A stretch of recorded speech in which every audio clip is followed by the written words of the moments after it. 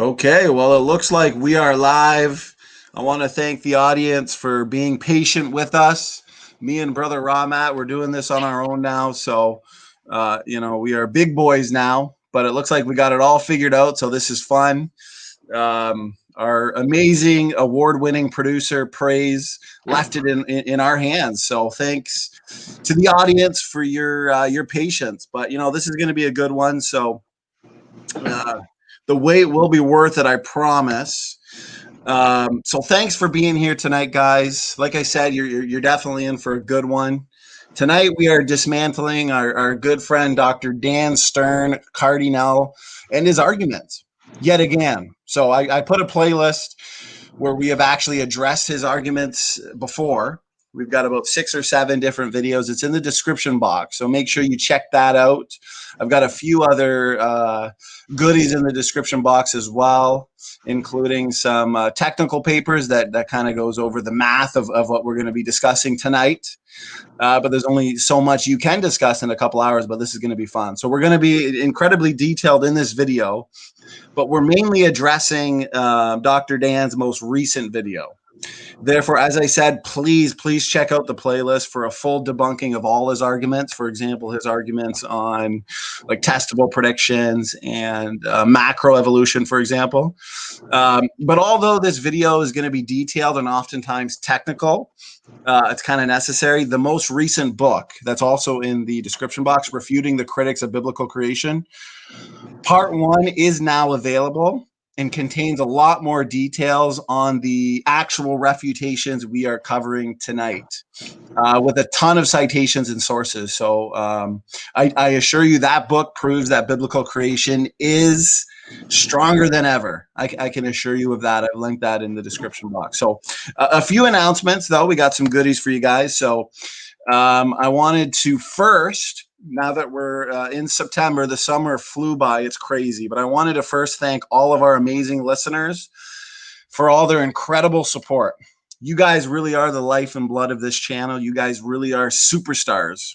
And without you, what we are doing here would definitely not be possible. That's for sure. So we received so much amazing support last month, actually all summer long. I mean, it's been an incredible blessing. The Lord is working through you guys. So in terms of donations, super chats, book sales, clothing line sales, it's been amazing. So I just want to thank all our faithful listeners. I promise you guys, we are just getting started, and this amazing support that we've received over the summer period from our supporters is exactly why we are able to write all these books, make all these videos, do all these streams, host all these debates, and even participate in these debates ourselves. I mean, me personally, I've had well over 60 debates, and I can tell you it is a lot of work prepping for these. So thanks again, brothers and sisters. That being said, we got some goodies coming to you this month. I've confirmed a few awesome debates just today that I've been working on for a little while, and a few more hopefully to confirm for this month as well. So we've got the Battle of the Neffs next Friday at 9 p.m. EST. Our very own brother Nephilim Free versus David Neff on the global flood of Noah. That should be fun. Long time in the making. On the Saturday, we've got Dr. Ron Garrett back. We love him. He's always gracious with his time. Although we disagree with him, we love that he's so willing to participate in these discussions. So he's going to be here Saturday to debate our brother in Christ, Bill Morgan, one of the fan favorites. So Creation versus Evolution, Bill Morgan versus Dr. Garrett next Saturday. That'll be one to remember. Also, one I'm exceptionally excited for. I just confirmed today, Ken Hovind, Dr. Dino himself, he's going to be debating Derek Barnes on September 24th here on Standing for Truth at 8:30 EST. I've also got another, in terms of books, I've got another short handbook that I will be releasing by the end of the month regarding a topic I've actually been studying intensely for over a year now. I've discussed it intensely in debates. The book will be titled The Out of Africa Myth. It's going to be more of a handbook, but there's nothing like it out there. So you guys are really going to love it. So lots to look forward to. And let's see, that comes to mind. That's it for announcements. And I know that was kind of a mouthful, but we got a lot of goodies going on. So thanks again to our faithful listeners. And Brother Matt is here as well. He's a tremendous blessing. So Matt, thanks for being here, man. This is going to be a lot of fun. Oh, thanks, man. Yeah. And everyone, sorry that we're late. That's actually my fault. Just got in. So that's why we're running a little bit late. That was on my end. But now we're ready to rock. So we've kind of made a little video for everybody. So that way we're able to clip everything down rather than listen to the entire video itself. You'll see what we mean in a minute, though. And I want to make sure from the audience, now that I got a chance to look at the chat, please let us know if there's any technical issues. I'll be making sure I'm looking at the chat to make sure there's no audio issues, technical issues. So please let us know. How's the audio now, if anybody can tell me? Good to see our peeps here. Redefine Living, my good man. Erica, Honesty Angel, Just a Walking Fish. Good to see Mitchell, brother Mitchell, George, Nicholas, always a pleasure, brother. We've got Creation Myths, so we've got Dr. Dan here himself. Should be fun. CRISPR, our #1 fan as well. So, yeah, lots of people here. Jason, good to see you. So it's going to be a lot of fun. Calvinism is heresy. Good to see you, brother. I did check your emails there, Aiden. I appreciate it. And George says great audio. So that's what I like to hear. I thought no, Honesty Angel. No, we've got a guy in here named Walking Fish. So Honesty Angel has been here since the beginning, since when this channel only had 30 subscribers, and I wasn't very popular, but she stuck with me. She's stuck with us. So thanks so much. Yeah, so audio's great. Let's get on with the show, Brother Matt. Unless you got any final words before we get the video going, we'll have some fun. No, we better jump into it. We don't no idea how long this will be, so probably a good idea to jump into it. Let's do it. Hey, I just had a coffee. I'm good to go. So let's have some fun. All right, I'm going to screen share. Yeah, there's no real reason to see anything, I guess, but it'll give the audience something else to look at. Why not?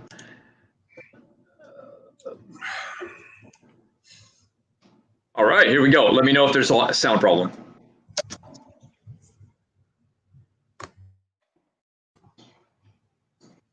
I don't. From my end, I don't hear anything. Really? Let me see. Not even from your end, huh? Ooh.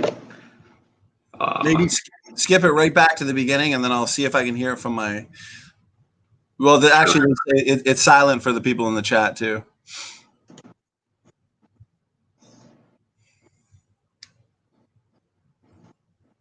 Uh-oh, still silent. That's always worked before. Interesting. Well, we did one last week on Speed of Sounds, and that worked. That was on. Wasn't that the same thing? Streamlabs, StreamYards. It was on my different computer though. Why don't you try it from your end then? Well, Jason says you have to share the audio at the same time. Does that mean I may have to do it from share audio? I can't get it any louder, so. Yeah, no, I don't know if that's. Well, CRISPR says, do you guys need someone to show you how to pipe audio? Yeah, possibly. Or Praise, why don't you jump in here, brother? You're the man of the hour. Check our audio output in StreamYards. Audio. It says disable audio processing. We don't want to do that. No. No, those are pretty much my two options. And then let's see. You can try from your end. Go into your YouTube. I'm gonna have Praise jump in real quick. Okay. That's why we pay him the big bucks. There you go. But since we're running the production, I mean, typically we just do the regular StreamYards without any of the production. So after this, Athena says you need to click the Chrome tab. Are you on the Chrome, Brother Matt? Let me see what browser I've got. Yeah, I'm on Chrome. And then share audios, it says. I don't know where it would say that.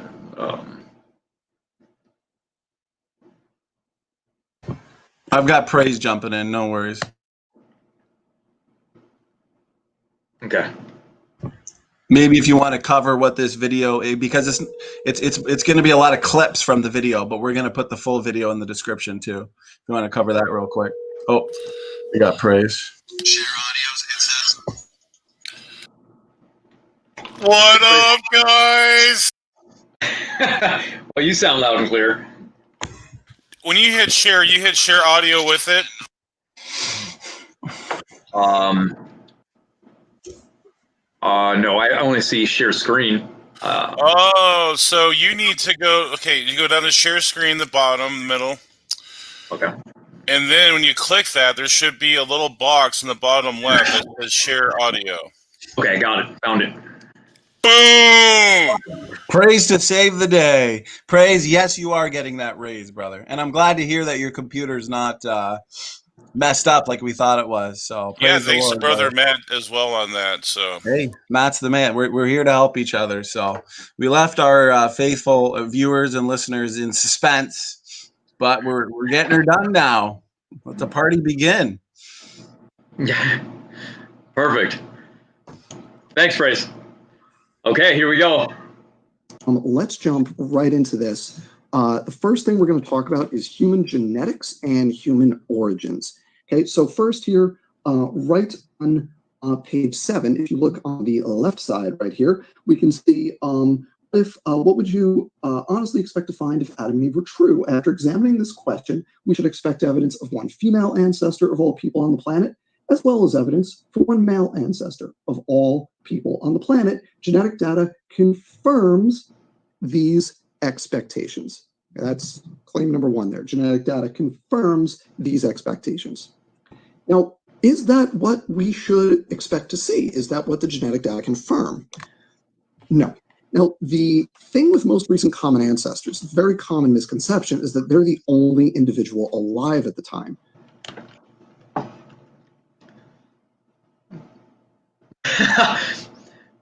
Well, okay. What do we find? Well, no evidence of other people living at the time, right? I put that as one of the first things. So you can say that there's multiple other people alive before mitochondrial Eve. You can say that she was just one of 999,000 other people. Okay, but now you have to account for why they had no living offspring also. On diverse people living all either throughout Africa or also in Europe or wherever they were living on the earth during that time, or why they only had boys, or why they only also had no kids. Also, why is there nothing even in the fossil record for these things, right? There was a bottleneck, but that is pretty much the rescue device that was used after they discovered this low genetic diversity. And again, biological evidence. You can say that there's multiple other people, but there's no biological evidence either. So what are we left with? Why do the dates land on young Earth creationist timelines? It's a reasonable question, don't you think? I mean, the Y chromosome going back to Noah's flood, and then the biblical time frame going back to, we'll get more into that with substitution and mutation rates coming up. But those would be things to ask yourself, critically thinking, right? Like, okay, well, yes, you can say that there were multiple other people. Sure, that's what happens, right? Going into a bottleneck. But with mitochondrial Eve, you would need more evidence for these other people. Anyway, do you have anything to say on that? Yeah, I would say based on the biblical model, the biblical creation starting point, for one, something that comes to mind is the fact that evolutionists did not predict the levels of genetic diversity in humans today. We know, and we're going to get into this later, but this kind of came to mind with one of Dan's videos today on testable predictions. They did not predict this. They were shocked to find out just how humans have such low genetic diversity, which is why they resorted to the post hoc, ad hoc, hypothetical out of Africa scenario that would have involved severe inbreeding, deleterious mutation, fixation, but we're gonna get into that later. So if they want to say that, you know, the two most recent common ancestors in the Y chromosome and the mitochondrial DNA go back to two people that were a part of a population, well, they're going to need to prove that there was a population other than these two most recent common ancestors, and that their hypothetical out of Africa scenario is even remotely plausible. According to our model, this single highly conserved mitochondrial Eve sequence is exactly what we would predict. This is exactly what we would expect. But it's not at all a prediction from the evolutionists themselves. This was all post hoc, ad hoc, okay? Given the evolutionary story and, say, assumptions related to ape to man evolution, there should be many ancient mitochondrial types.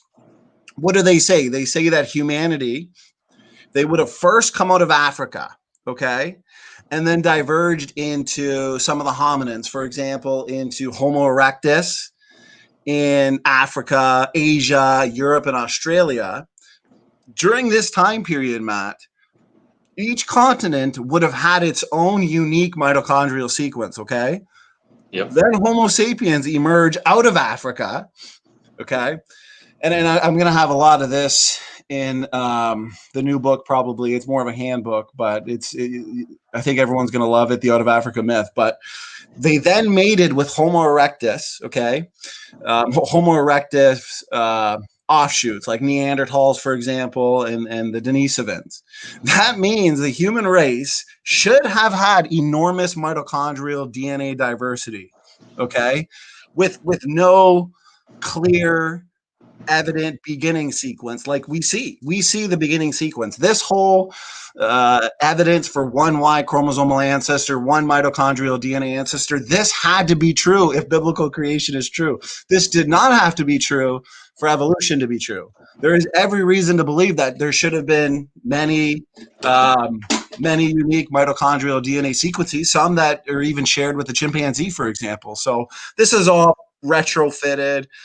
This was not a prediction. This is why they brought in coalescence theory, okay? Because they're arguing that this Eve sequence, you know, would arise by chance according to evolutionary theory. So they're using coalescence theory to now attempt an explanation as to why all humans came from a single woman. And then they say that this single woman was part of a large population. And we're going to get more into this later, so I don't want to dominate, but this is based on a ton of unprovable, unrealistic assumptions. One, actually, you know, I'm going to touch on this. This was Dr. John Sanford and Dr. Robert Carter pointed this out.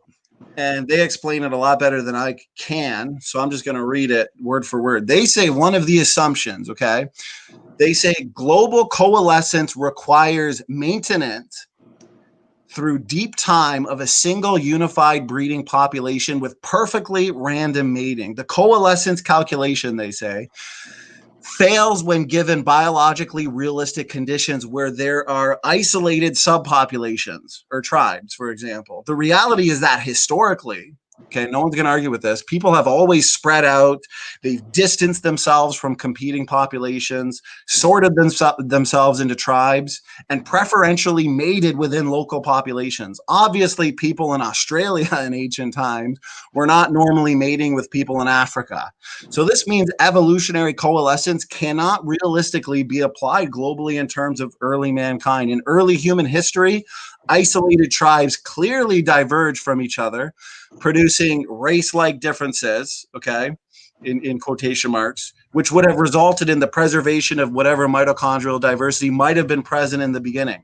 It is actually very unreasonable to expect a clear evolutionary Eve sequence given what we know about human reproduction.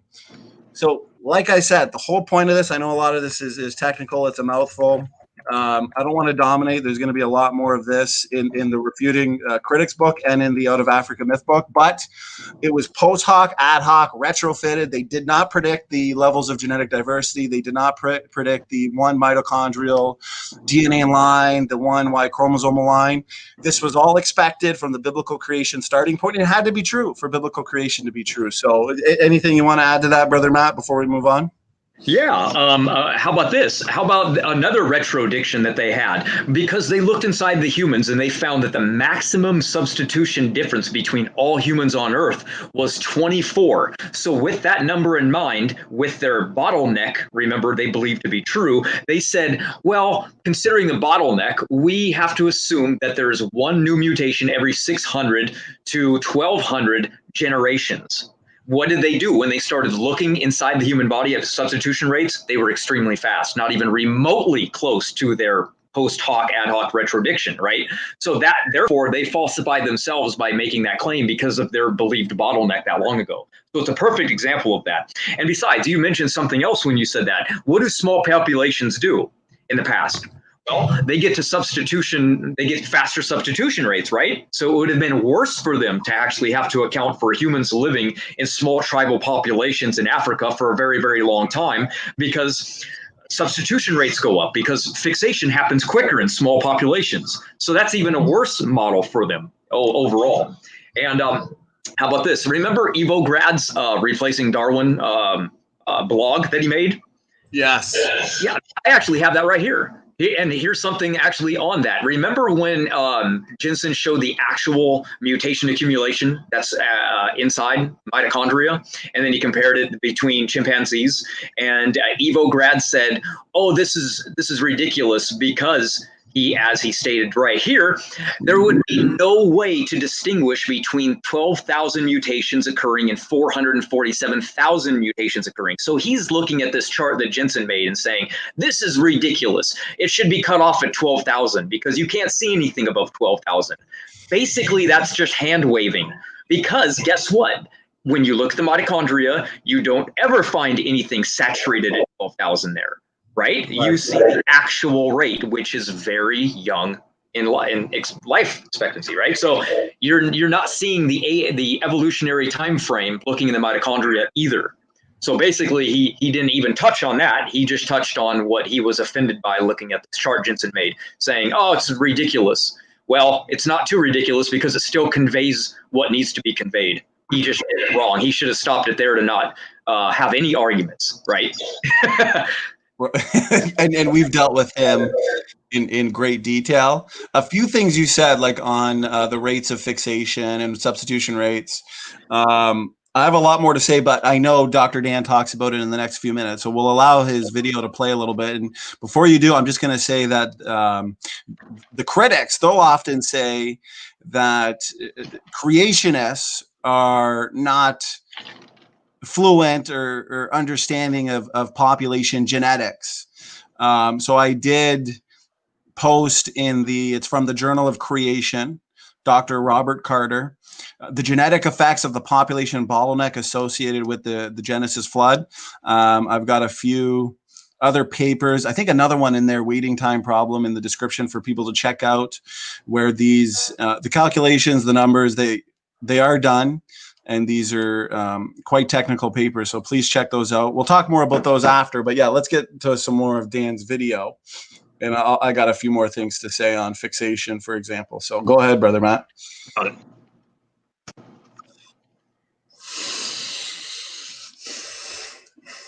Now, if you go to a different generation, you get a different most recent common ancestor. So if you go to this generation, or this generation, or this generation, your most recent common ancestor ends up further in the past.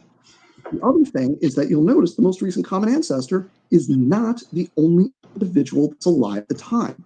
There's lots of other individuals alive at the time. And in fact, those other individuals also contribute genetic material to the extant, the living generation. However, when you're tracing one specific piece of the genome, you might miss the part that those other living individuals contributed. And we know this is the case. So for example, the X chromosome, most recent common ancestor, existed like 500,000 years ago. You could do this kind of thing for every part of the genome. You could trace backwards and find a most recent common ancestor. The only ones that converge at the times for mitochondrial Eve and Y chromosome Noah are the mitochondrial DNA and the Y chromosome.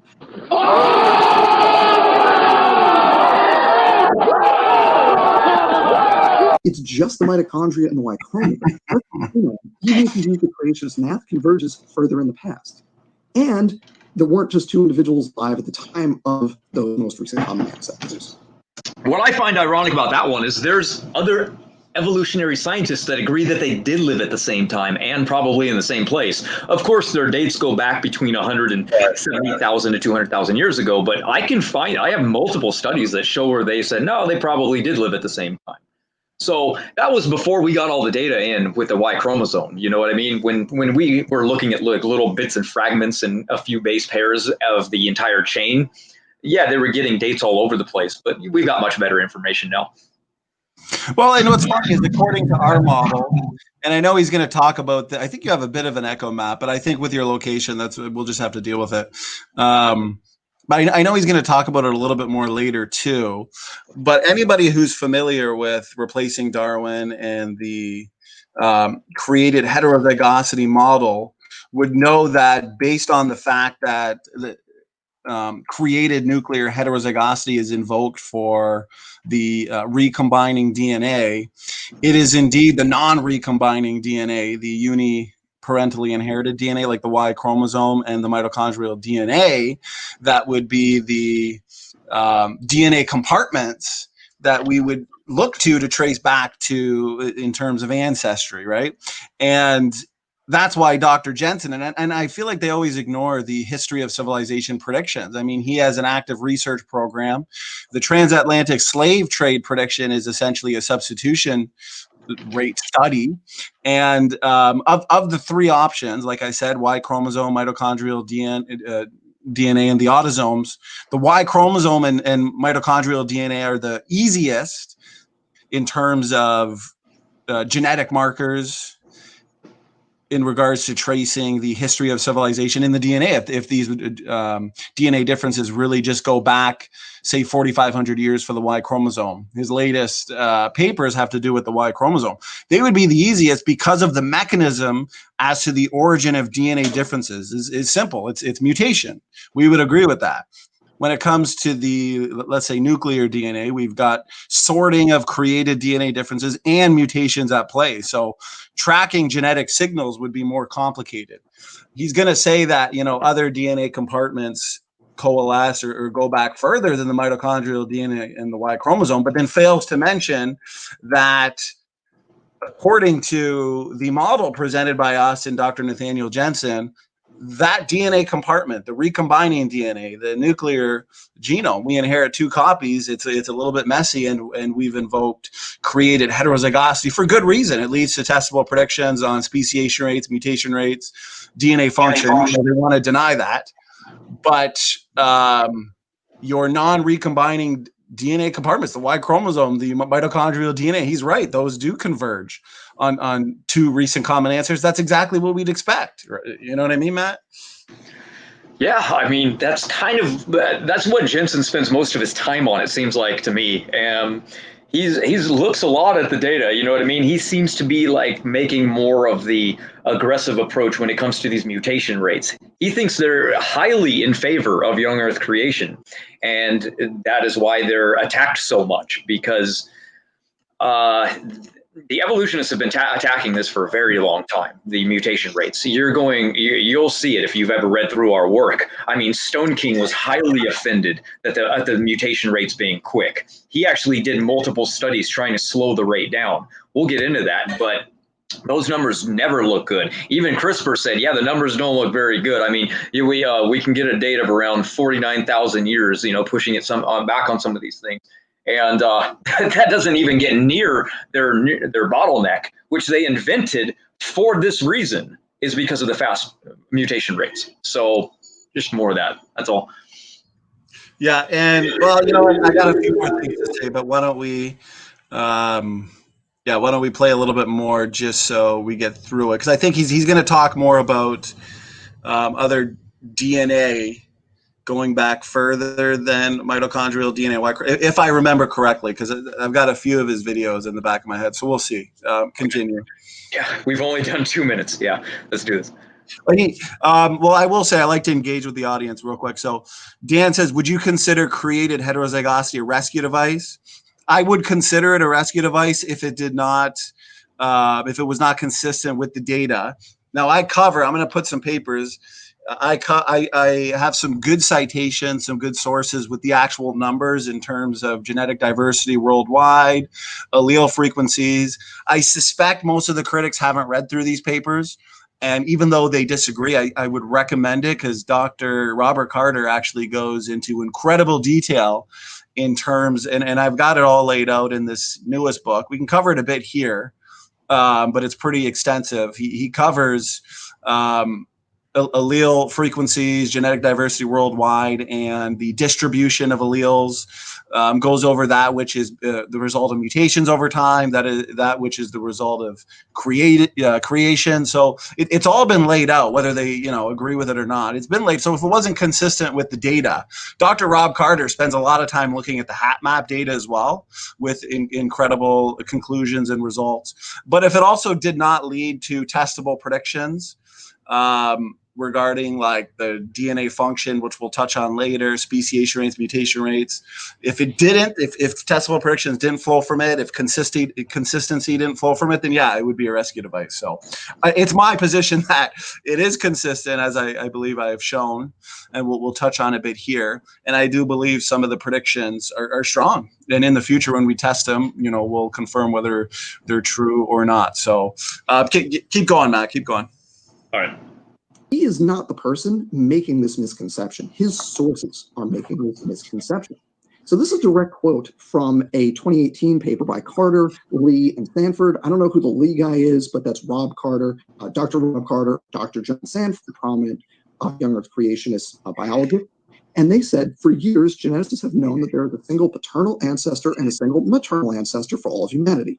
That sentence alone is something to read in papers. That's not a problem. The problem is the next sentence. This is a direct prediction of the biblical model, meaning they're referring to one specific male and one specific female. That's not what a most recent common ancestor is.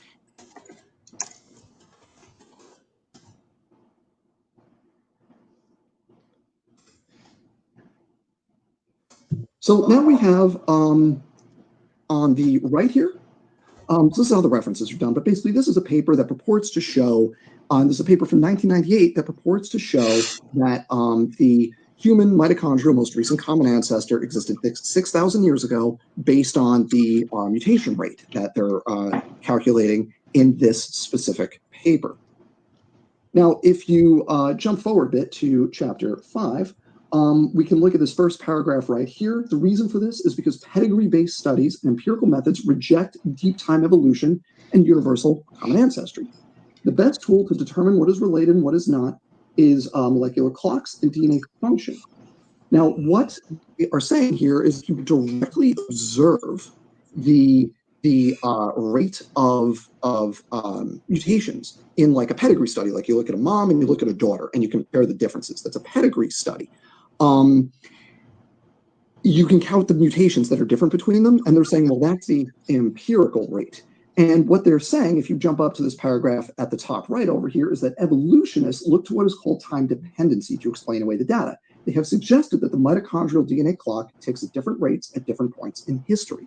Basically, the claim that Standing is making here is that biologists, when we calculate the time to most recent common ancestor, how long it would take for a given observed level of diversity to appear in extant living things, how long do you calculate backwards to a common ancestor? He's saying we invoke this thing called time dependency where the mutation rate actually slows down.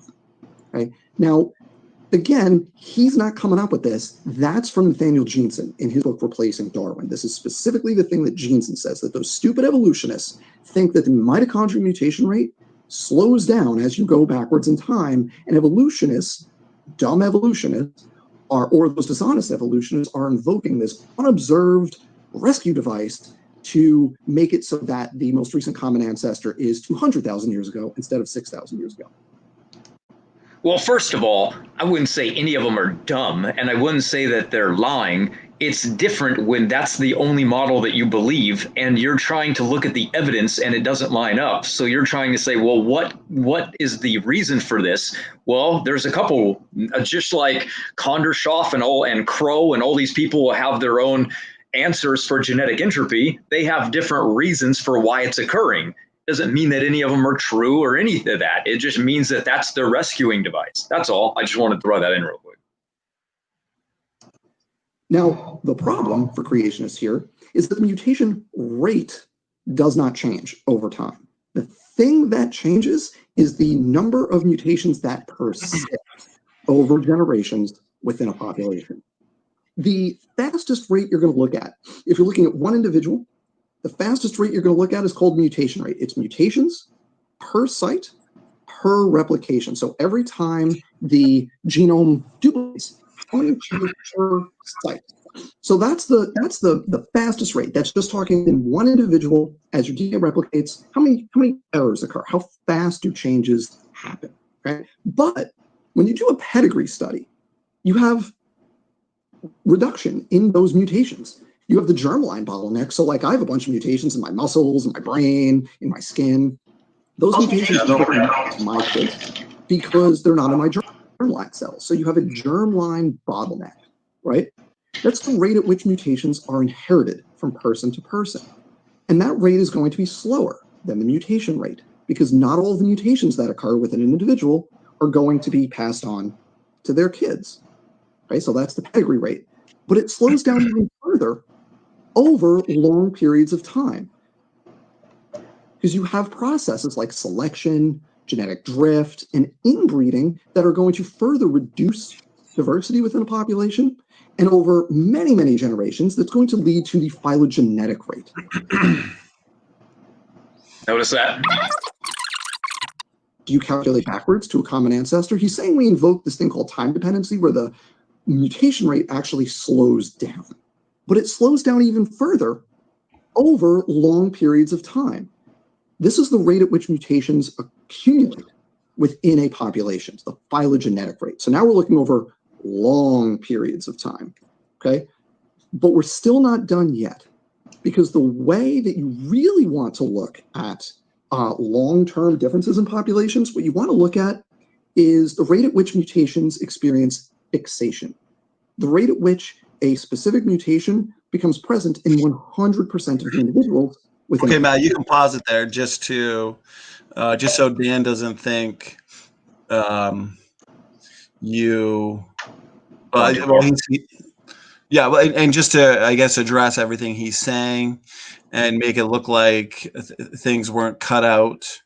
I know you edited that, so I can't remember exactly every detail of the original video. We're going to have that in the description box, but did you want to cover a few things there, brother? I've got some things to say, but I know you've got some stuff on that too, if you want to cover it.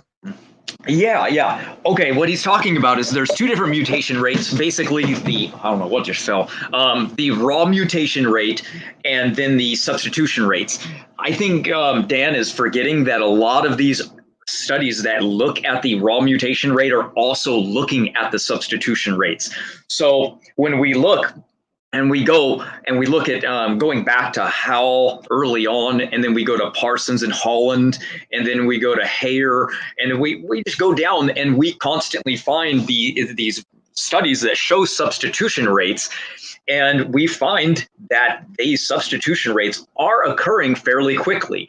Some of them within one substitution every 30 generations, and then some of them up to 42 generations. And then every so often you get like a study that shows 0 substitution rates. Now here's 6 main points that I want to cover on why this occurs. Why is there a study that shows no substitutions or 1 substitution occurring after 200 generations? Because that doesn't even make sense, especially if we're looking at some of these studies that are showing them super quick. For example, Parsons, right? So Number one, studies obtain slower rates by either looking at half the hypervariable region. This is inside the D loop. So picture a circle in your hand, and part of the upper part of that circle would be the D loop, which is the control region. And inside the D loop, there are two hypervariable regions, and they collect mutations at about the same rate. I think hypervariable region 1 is faster than 2. So, but they essentially accumulate mutation rates about half. So what's happening is when you find a study and you don't find very many substitution rates in it, you investigate it, you always find that they looked at probably just one of the hypervariable regions. So of course you're not going to get as many substitutions because they're not looking for more substitutions. Probably the study was, even when CRISPR said that, he goes, oh, you're talking about a study right now that's not even looking for substitution rates. It's like, well, okay, thank you for giving me more ammunition because that shows why their rate isn't consistent with Parsons and Howells and others. So number two, studies only looked at related populations or small study groups with little to no diversity. Since substitutions are designed for diversity in populations, then you would think you would study diverse population groups. And a lot of studies don't do that. So that's another reason you don't find many substitutions, is because you're looking at studies that are only looking at particular people groups. For example, studies that looked at identical twins or single family lineages or inbred families or even single region peoples like Sweden or Amazon. These are all studies that I've read, and they specifically look at particularly related groups of people. And guess what also looking at a single hypervariable region does? It ignores heteroplasmy. So you're not going to get substitutions rate based on that as well. Number 4, 5, whatever I'm at, mutations rates have never been observed really to change. That's why testable predictions can be made in the first place. You can't make predictions if it's so off the tilter that you're getting, oh, well, this study got 30 substitutions and that one got 200. Well, good luck making a prediction on that. Next, adding coalescent simulations to the rates, trying to make the rates converge. Well, that's just something that they're doing because they have a problem with the fast mutation rates. Other problem would be that they that's why he's saying the raw mutation rate. It starts out fast, the pedigree-based mutation rate, but eventually over X number of generations, due to, because he says that what we should be looking at is the rate as to how quickly or slowly mutations fixate in a population, fixation rates, for example. So eventually, looking at those numbers will take the pedigree rate into a phylogenetic rate. And he's still saying that it's constant. So he seems to be agreeing with the constant mutation rate.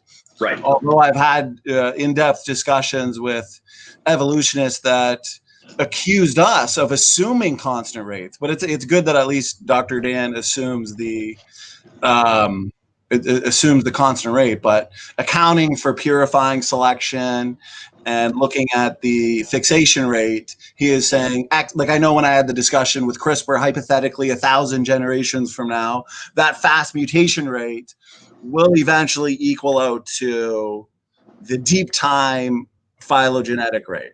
So yeah, he is, but it seems circular to me because now we can't look at the fast mutation rate, and I don't want you to lose your train of thought, but I want to point out in my studies and in my research, to account for what he's saying, to account for purifying selection, to account for the rate as to how fast or slow mutations will fixate in the population.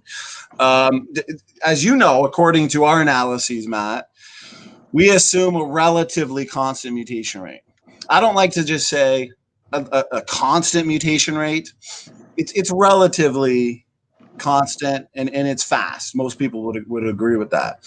This points us to an average modern human being, let's say myself or Dr. Dan or CRISPR, whoever, anyone in the chat, differs, this is average, differs from the mitochondrial Eve sequence by only about 22 mutations. So it looks like the mutation rate is about, it's about 0.5. It's about 0.5. Okay. Now here's the thing: if we want to assume the factors that he's saying, let's say purifying selection, if we were to assume a mitochondrial mutation rate as low, let's say 0.1 per generation. Okay, it's closer to 0.5.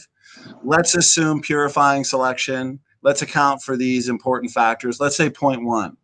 Still using the most straightforward use of the mitochondrial DNA clock, though, still puts Eve only about 220 generations ago.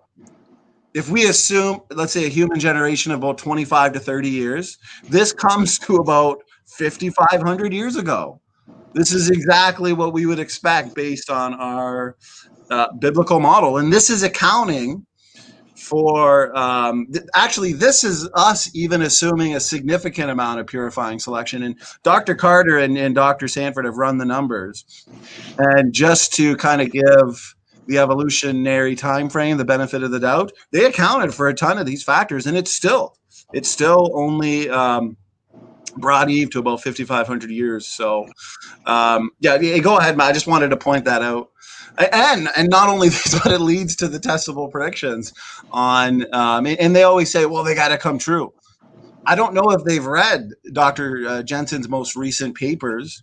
What's funny is they've accused Jeanson of ignoring the Y chromosome in replacing Darwin, and it turned out that the Y chromosome the best one, best in determining genetic signatures and genetic stamps regarding the history of civilization. And there's an active research program he's doing in the mitochondrial. Because remember, if mitochondrial DNA doesn't go back 6,000 years, like we're saying, then take a needle, and if evolution is true, and humans go back hundreds of thousands to obviously millions of years ago, of course. But if you want to just go back to the Eve, the mitochondrial Eve, 200,000 years ago, say, like they say, or 120,000, I think they'll say now, then the last 6,000 years is literally just the tip of that needle. So everything should be messy in the genetics. We should not be able to find these genetic signatures. And yet Dr. Nathaniel Jeanson is, and this is a direct prediction. For the evolutionary time frame, it should all just kind of be scrambled and a mess. So, yeah, just assuming 0.1 per generation, the fact that any average person differs from the Eve sequence by only 22 mutations. I think the max is like 100 or maybe 120. It's all exactly in the low genetic variation. There's no evidence for any divergent or ancient Y chromosomes or divergent in ancient mitochondrial DNA lines, for example, on the planet when it comes to human population. So go ahead, Brother Matt. I know I talked a lot there.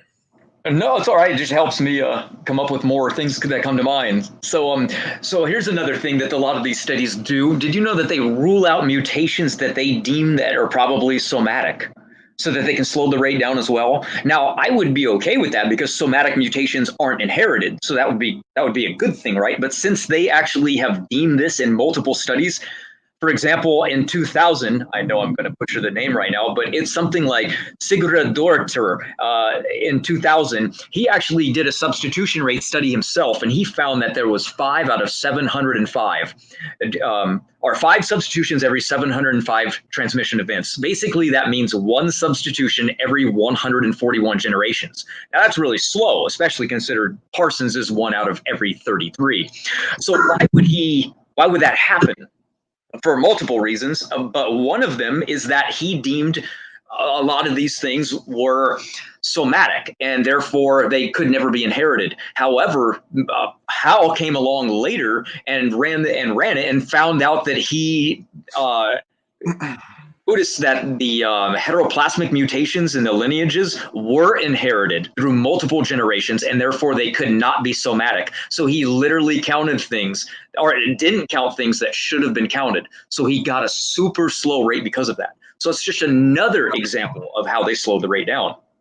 Another problem is that they pool the data together from all of the studies and focus on obtaining a substitution rate, not trying to obtain a population substitution differences. So here's what I mean by that. So we've got how I'm going to cut you off real quick because I was reading through the comment section. So yeah, and that's why I said that the average human being is only about 22 mutations different from the Eve sequence.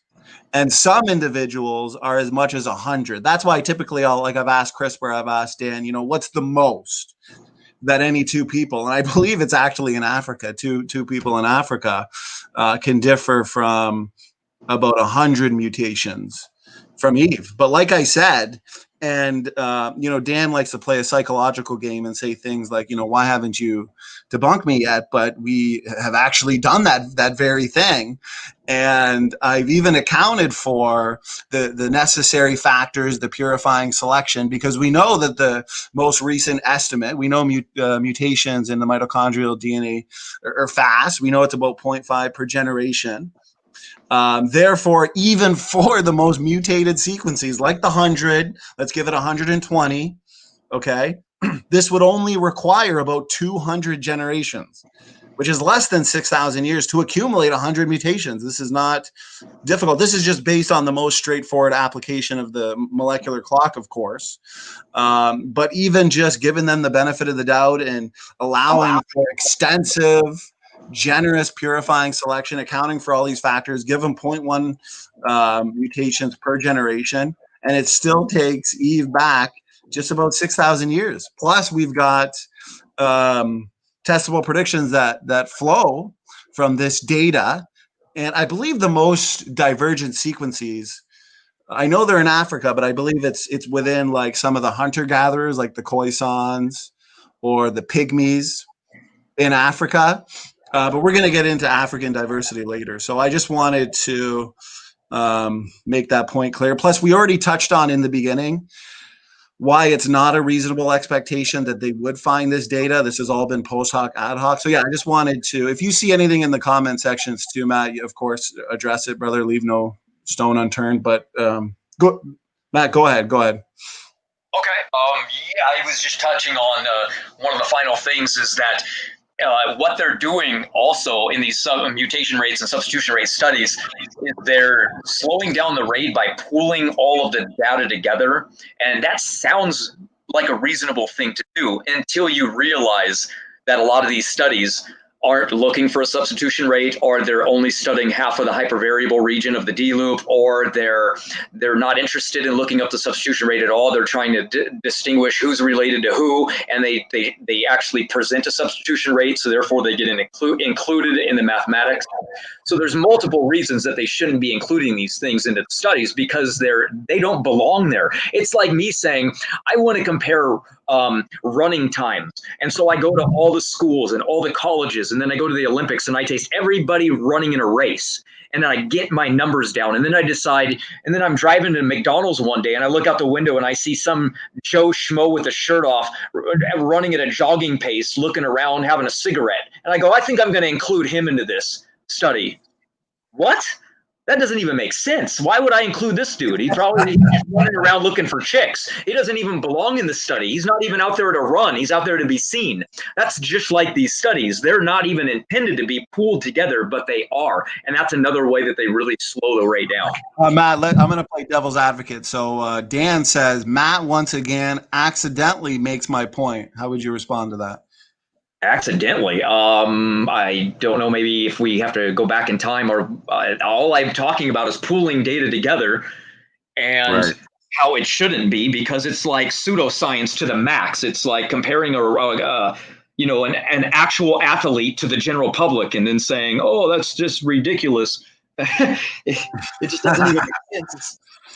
That's not what you're trying to do in a study. You want to take studies that are looking at the most diverse group of people on Earth, because that's what a substitution rate is. Which should be obvious, right? You would think so. That's what Dan said. Substitutions are what answer the question, not the raw mutation rate, because it's irrelevant. That's just per person. So, or in a trio study, right? You're looking at how many mutations are inherited and how many de novo mutations there are. 63 up to 100. So you're looking at those, but substitutions, now that's different, because that's population size. That's population differences, and that's what we want to know. That's what makes Parsons so good is the massive amount of divergent people he used in his studies going all the way back to World War II. And then it was again. It's not necessarily the most amount of people, because me and CRISPR were talking about this.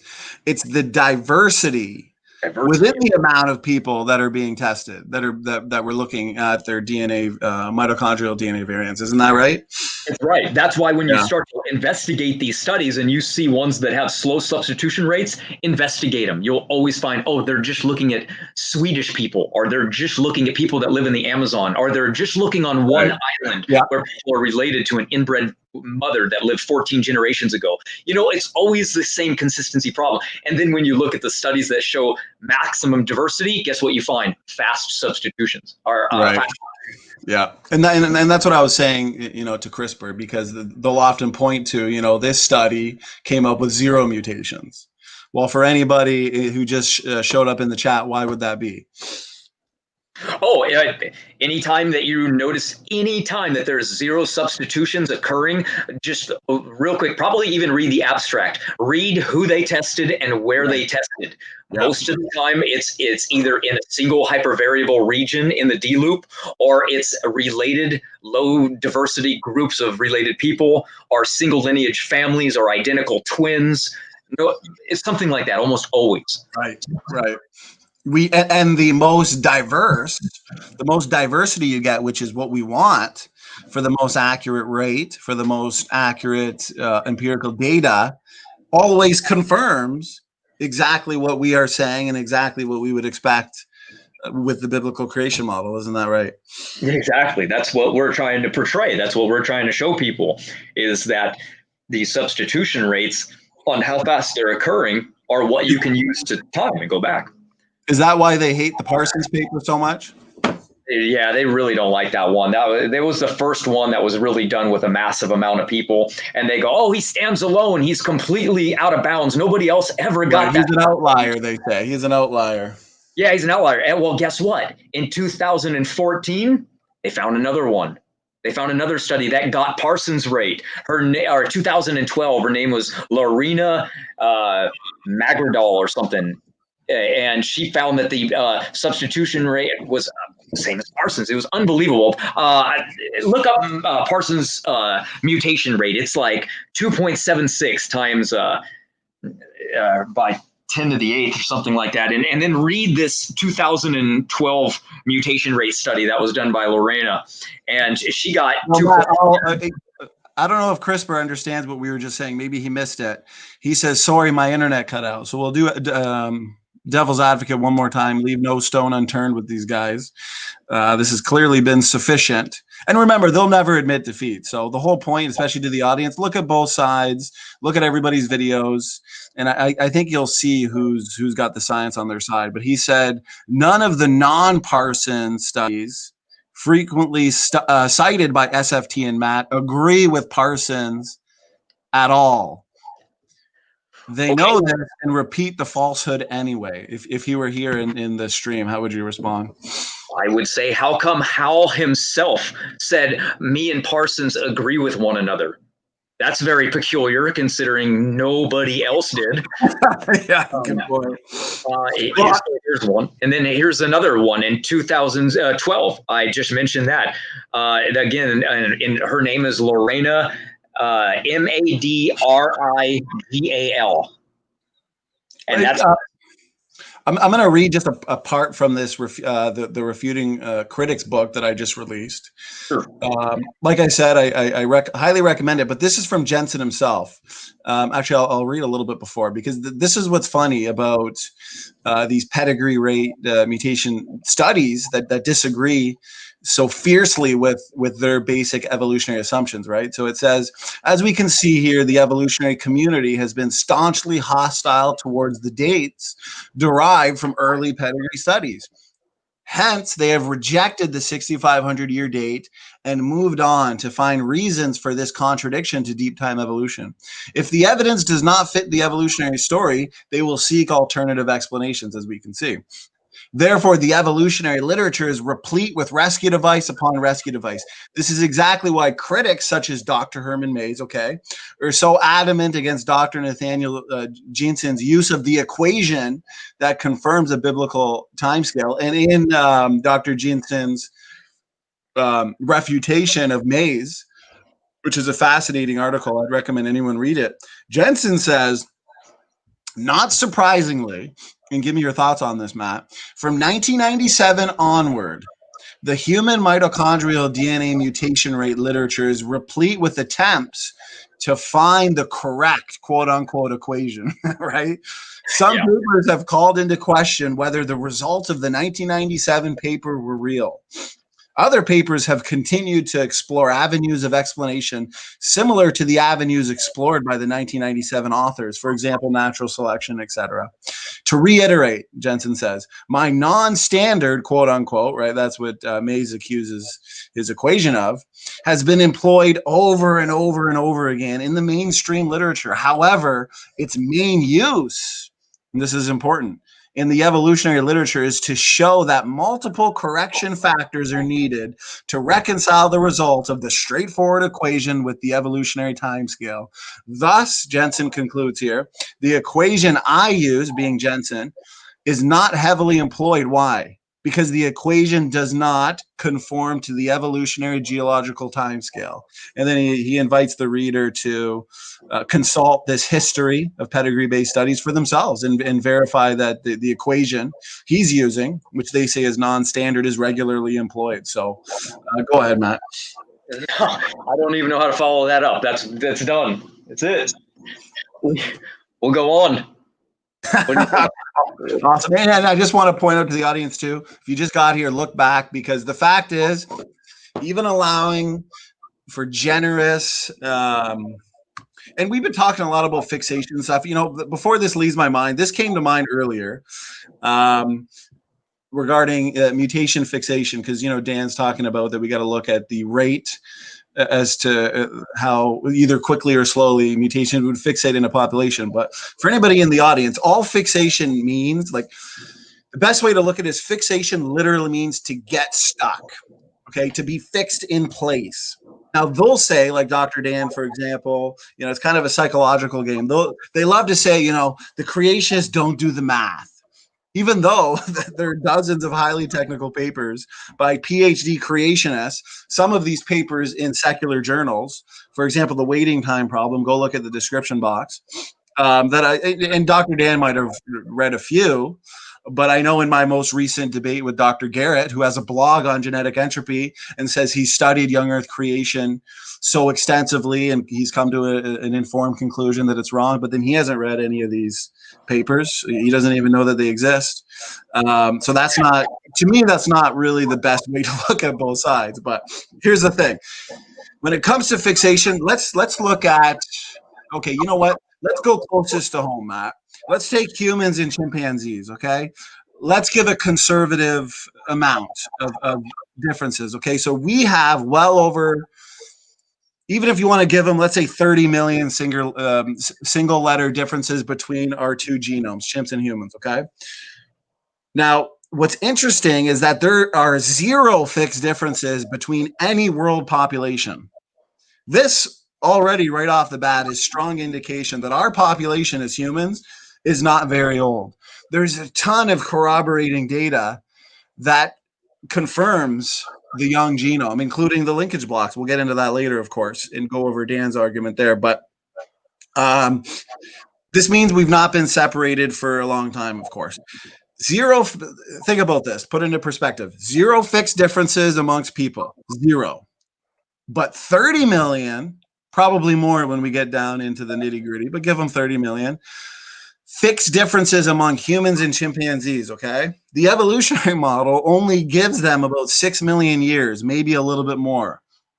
Humans and chimpanzees are roughly 30 years, 25 to 30 years in terms of generation times. This is about average. There is not enough time, even given millions of years, hundreds of millions of years, to get this amount of fixed differences. The mathematics that they always like to point out that we ignore, those same mathematics are not in favor of this data and this fact. And the rock solid paper, the waiting time problem, I put in the description box. Go read that. The fixation rates are not on their side. And this is just more confirmation of the created heterozygosity hypothesis. A lot of these problems don't arise according to our model because a lot of these differences, especially the nuclear DNA differences, they were created obviously at the beginning. They were front loaded. And I don't understand how Dr. Dan thinks it's a contradiction that humans have low genetic diversity. God created two humans. He created populations of animals. A lot of people think, God created two of every kind. No, that's what was brought onto the ark. God created animals in bulk, for example. It looks like, given their genetics, God gave animals the greater ability to diversify, for example. Chimpanzees have more diversity way more diversity within themselves than even humans and Neanderthals do. But they would say these chimpanzees are the same species. But God front-loaded Adam and Eve with created nuclear heterozygosity and the animal kinds as well. Humans turn out to have low genetic diversity. God created two.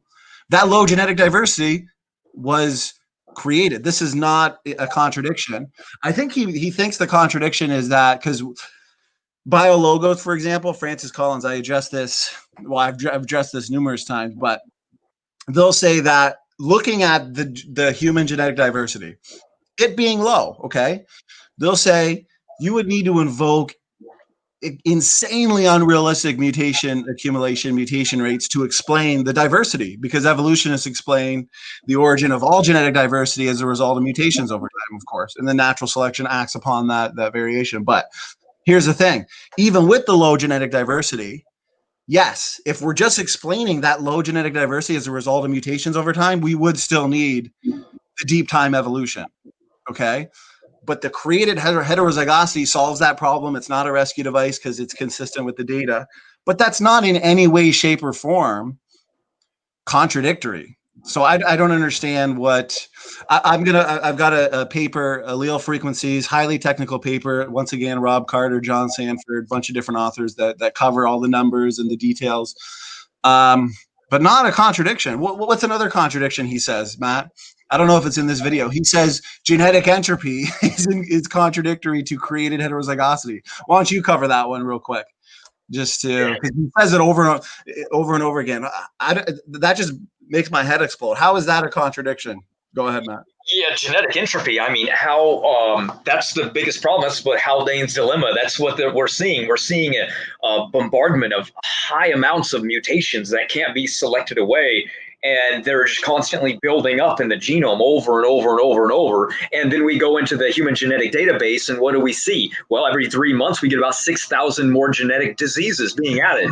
Constantly. So if that's not genetic entropy, I don't know what is. And how it goes against our model when we were the ones that really came up with it as a model, I don't really understand that. I mean, we know that after the fall is when it says sin brought death into the world. That was when decay. Well, he's saying, Matt, he's saying, so here's the contradiction. He's saying, are we fully functional or degenerating? But I've got this. So how would you answer that, for example? Well, obviously, it's not a contradiction, but yeah, let's just answer that specific one. Well, fully functioning, I mean, no. What does that mean? Like, we have a lot of broken genes in our body. So no, we're not fully functioning. We have we have multiple inherited diseases. Anybody that has 23andMe can spit into a cup and send it off and get your genetic inheritance back and see what kind of problems you have. You have a genetic heart defects. Did you inherit restless leg syndromes, problems with your eyes? We're riddled with disease today as people. Well, here's the thing. Genetic entropy becomes a problem for deep time evolution. Clearly, there are shelf lives on genomes. When you look at the stasis in the fossil record, okay, a specific species, for example, that you find in the fossil record hundreds of millions of years ago, and they're unchanged for the most part today, okay, or what we know about mutation accumulation, what we know about the genetic diseases that enter the database every single year, this would be a huge problem for deep time evolution. 100 new mutations per person per generation in the nuclear genome, of course. Take that back in time, a couple 100,000 years ago, a couple million years ago. This is a huge problem. For the biblical model, it is not a contradiction to the created heterozygosity hypothesis. We start off with the created genetic diversity that is fully functional for the most part. 6,000 years of mutation accumulation is not as big of a problem as the deep time evolutionary story would say. So genetic entropy, like for example, Dr. John Sanford, what does he predict? Humans would go extinct. Was it a few hundred generations? 350 after creation. We're about 310 or so around now. Yeah. So for the deep time evolution story, and, that's a huge part. That's why I always say, we're not looking at like a fully functional, 100% functional genome. I'm saying, given 6,000 years of mutation accumulation, you're probably looking at 80%, 70%, definitely a lot more than the evolutionists would say, like 15%, 20%. I've heard some say 10, definitely over 50. But we see broken genes, we see genetic mutations, but in a 6,000 year time frame, that's not contradictory to a created heterozygosity hypothesis. Does that make sense, Matt?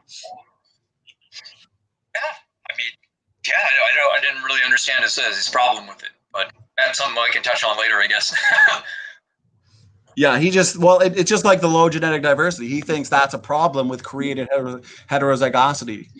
But it's not. So let me. So with the fixation problem and the waiting time problem, I'd love to see him respond to that at some point. That's a huge, huge problem. He needs to stop using those. I wanted to touch on those two arguments, because I don't know if he used those in this video. It might have been in a couple other videos, but I kind of smack my head every time he says it. Let me see. Okay, I want to get through these chats though. Doki Doki Bible Club, $10. Thanks so much.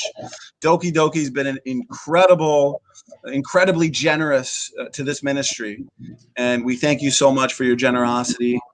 The super chat reads, "Can God make Dwayne Johnson so big he can't lift him?" Yeah, Dwayne Johnson's a beast, and he makes some entertaining movies. Let's see, like Pain and Gain, but I don't recommend that.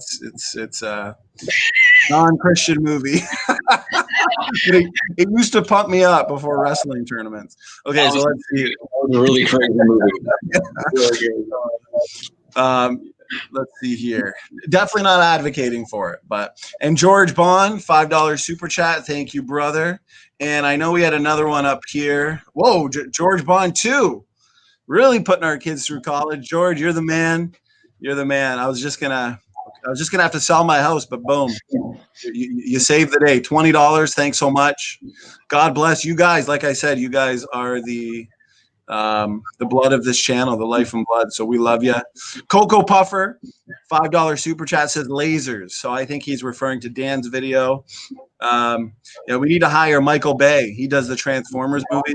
He'll get some good special effects in all our videos for us. So that covers the super chats. Caleb says Dwayne Johnson is a terrible actor. He kind of does just act the same in every movie, but okay. Well, thank you, gentlemen, for the super chats. Why don't we move? David Neff. Yes. Actually, David, since you came in a little late, we had about 15 minutes of announcements in the beginning, actually. I announced your debate, Battle of the Neffs, next Friday. Got a few other ones I announced, so we're looking forward to that. Enough for me, Matt. If you want to say a few other things, brother, that comes to mind, or we can continue the video. Just say something real quick for the people wondering about the fixations. If you think about if evolution were true and people were living in these small tribal things in Africa for hundreds of thousands of years, let's say that a mutation arises for purple eyes. And, let's say that it's a dominant trait, right? Well, everybody should have purple eyes because fixation would reach fairly quickly because everything is very small population size, right? But yet, since you've already mentioned that there's no fixated genes in humans, well, that's a problem, because for evolution, it's a problem. But for our model, it's not, because we only have two bottlenecks: creation, where there's two people, and then the flood bottleneck, where there's three families, essentially. Four, but only three repopulated. And humans populate fairly quickly. We explode in human population growth. So that's why we don't have a problem. I just thought I'd throw that out there real quick. I wanted to kind of throw in an analogy, so I use purple eyes, even though it's not real. But well, last thing with the fixed differences with humans and chimps, the waiting time problem to fixate that amount of differences. I would love not just a blog, not just a comment, because I know that and Dr. John Sanford at his lecture at NIH, he talked about that paper. It's been read by thousands of scientists, and it's rock solid. And there hasn't been any serious response. Nothing you can find in any technical journal. I'd like to see that. Something other than just a blog or a comment, but that is a rock solid paper. I mean, they have a huge problem on their hands. So, Doki Doki Bible Club, another super chat, $1.49 super sticker. Thank you so much. That'll pay for my coffee tomorrow morning. So.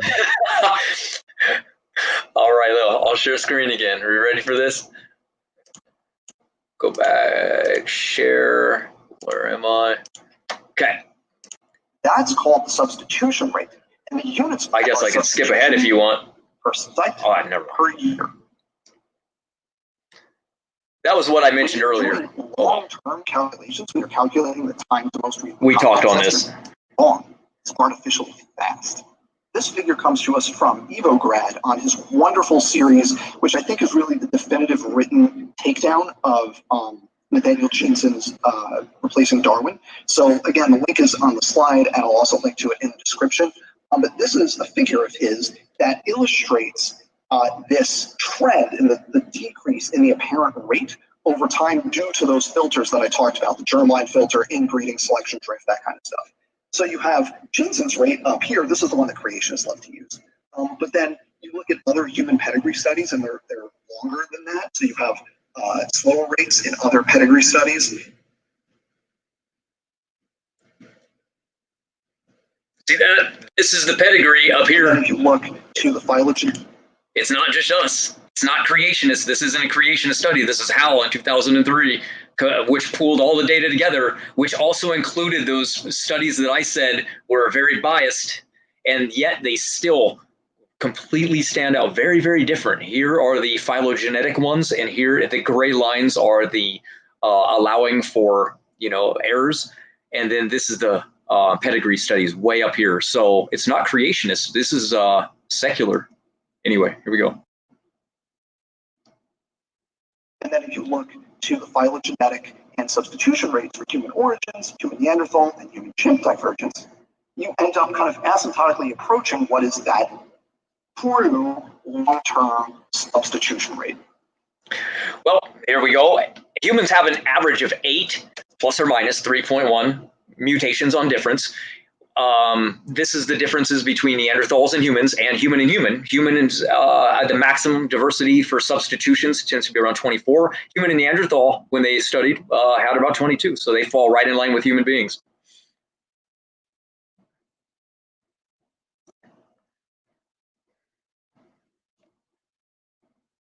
Anyway, I just threw these slides in for people that want to read and pause it later if they like. This is a sequence on protein from amino acid substitutions. Wow, I went really quick through those. Anyway. Okay, so this is the problem that that we find in the math that's presented by Standing for Truth in here. It's taking stuff from the professional creationists that is just straight up wrong, and this is why it's wrong. It's very simple to understand why it's wrong, and presenting it as though it is set in stone.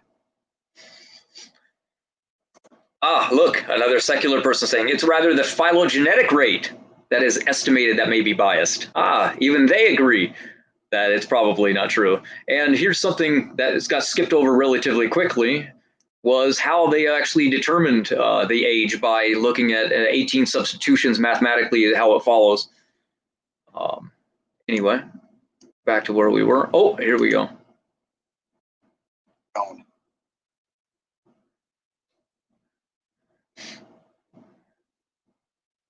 Let's turn our attention to the out of Africa hypothesis, because I know I'm going to get evolutionary assumptions in response, and the answer to evolutionary assumptions is that, like, there are other data points in here that are based on archaeological evidence and a historical record. Why do we have a geology book? Later.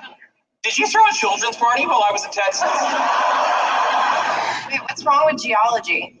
Let me put this in a way you'll understand, Penny.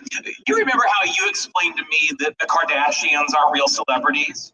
Well, geology is the Kardashians of science. Calibrations for phylogenetic rates, and they're difficult to reconcile with the fossil record. This is what we find with the phylogenetic. It's an assumption. You have to believe that evolution is true, or else you can't even build a phylogenetic rate.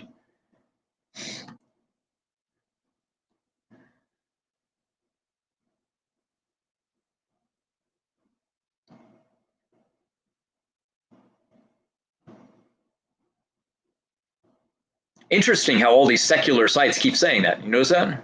Right. Low levels of variation found in all human mitochondrial DNA and for short periods of time of the past. Simple, right? This isn't hard. The out of Africa hypothesis, which if you're going to contest human evolution, you're also necessarily going to contest the out of Africa hypothesis. Basically, what Standing is saying, I'm going to spare you all reading all of this. Well, it's like at the beginning. We both know they're never going to address the problems not only with the Y chromosome, the fact that there's no divergent Y chromosomes found on the planet, very low variation in all human Y chromosomes, low variation in all mitochondrial DNA across the globe, no ancient mitochondrial DNA lines, none shared with the chimpanzee. They're not going to explain this data. They're not going to have any answers. So we're going into the out of Africa now. So why don't we, unless you have some final thoughts on that part, then we can cover this one, which we kind of, I think the genetic entropy is after this one, right? Yeah, I believe so. Okay. It is. Okay. Let's keep it going then. Unless you got something else you wanted to say, brother. No, I would just have to say, for all those people that don't think the Parsons, the Howell studies are very good and aren't really accurate, then go read the other things like Jeanson said. Look at their substitution rate. Don't count the raw mutation rates. Right. Look at their substitutions and figure out what was the study looking at, who was it tested on, and you'll quickly see why the other studies are more valid. So here we go. Read it now, read it later, you can. Basically, what the argument here is that the genetic structure of human populations, where you have serial bottleneck events, as you have founder events as migrations have radiated outwards from Central Africa, that is incompatible with the creationist theory of created heterozygosity. And the problem initially is that you're assuming created heterozygosity without any good reason for doing so. That's our model. Without any good reason, that is the exact. There's every model has a starting point, right? You have to have something to go off of. Where we didn't. It's not no reason. We use the scripture as the base of our model. That's our starting point, right? So there is good reason.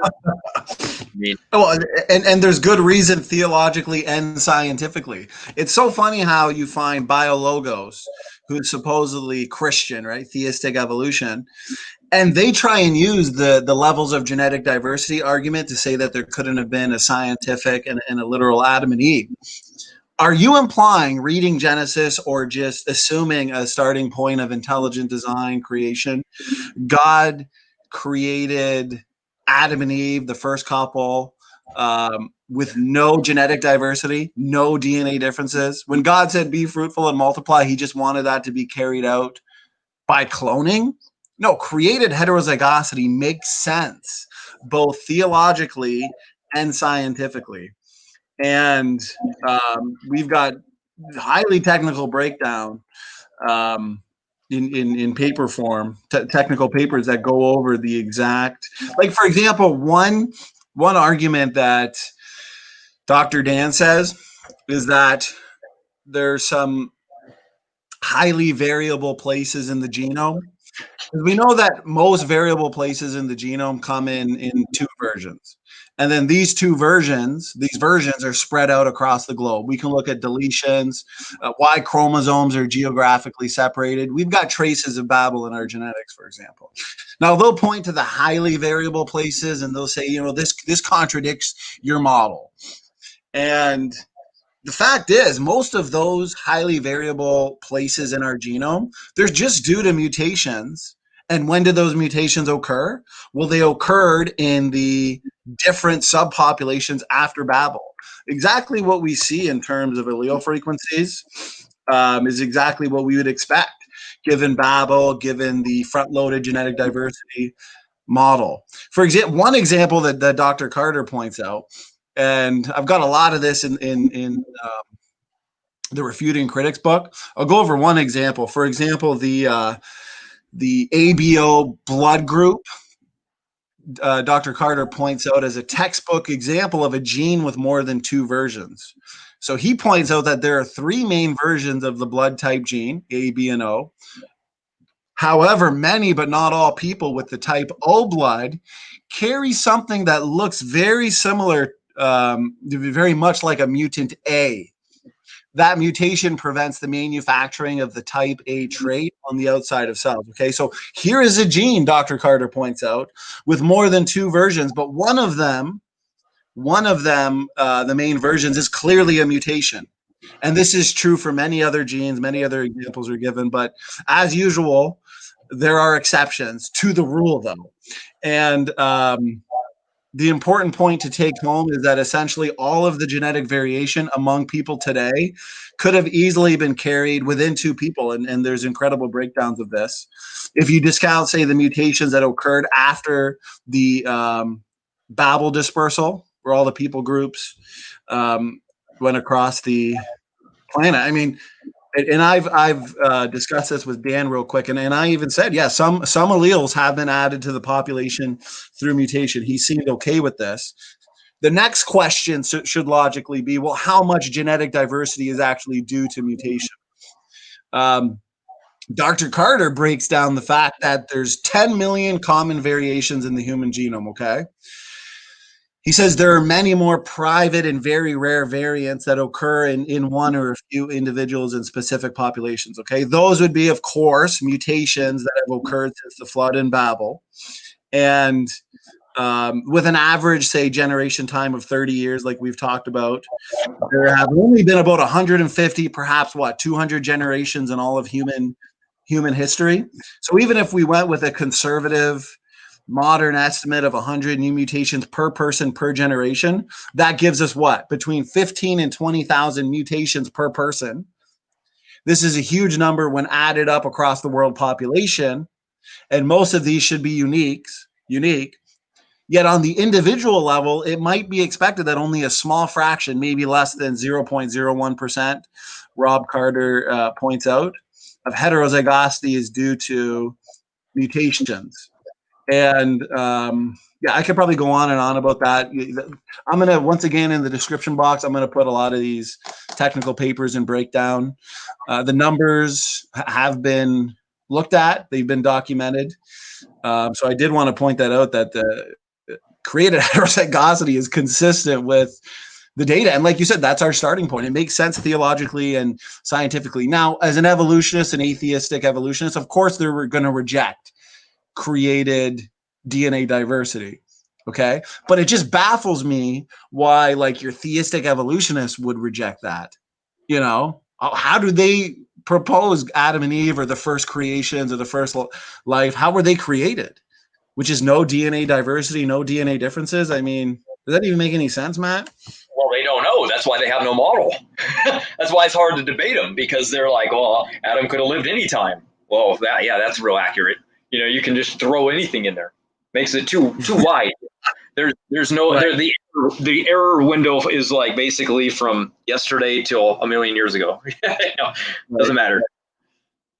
And I want to point out the fact that based on what we know about the common variants on the planet, I've said this many times, it looks like, and we're, especially when considering linkage groups, we'll get to that later, preliminary data on determining Adam and Eve's original sequence is looking really good.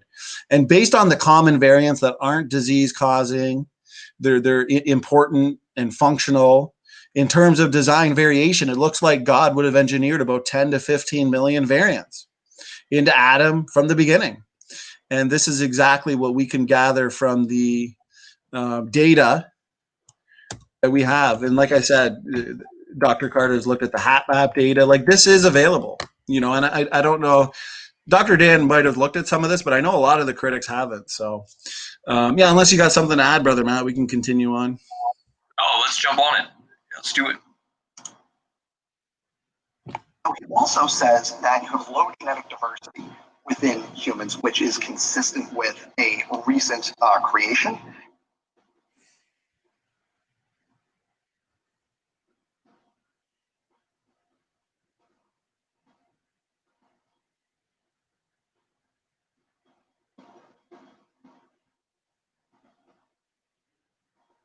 The big idea for the creationist model is that you're starting with the assumption of a Middle East origin and then layering on things from there to make it work.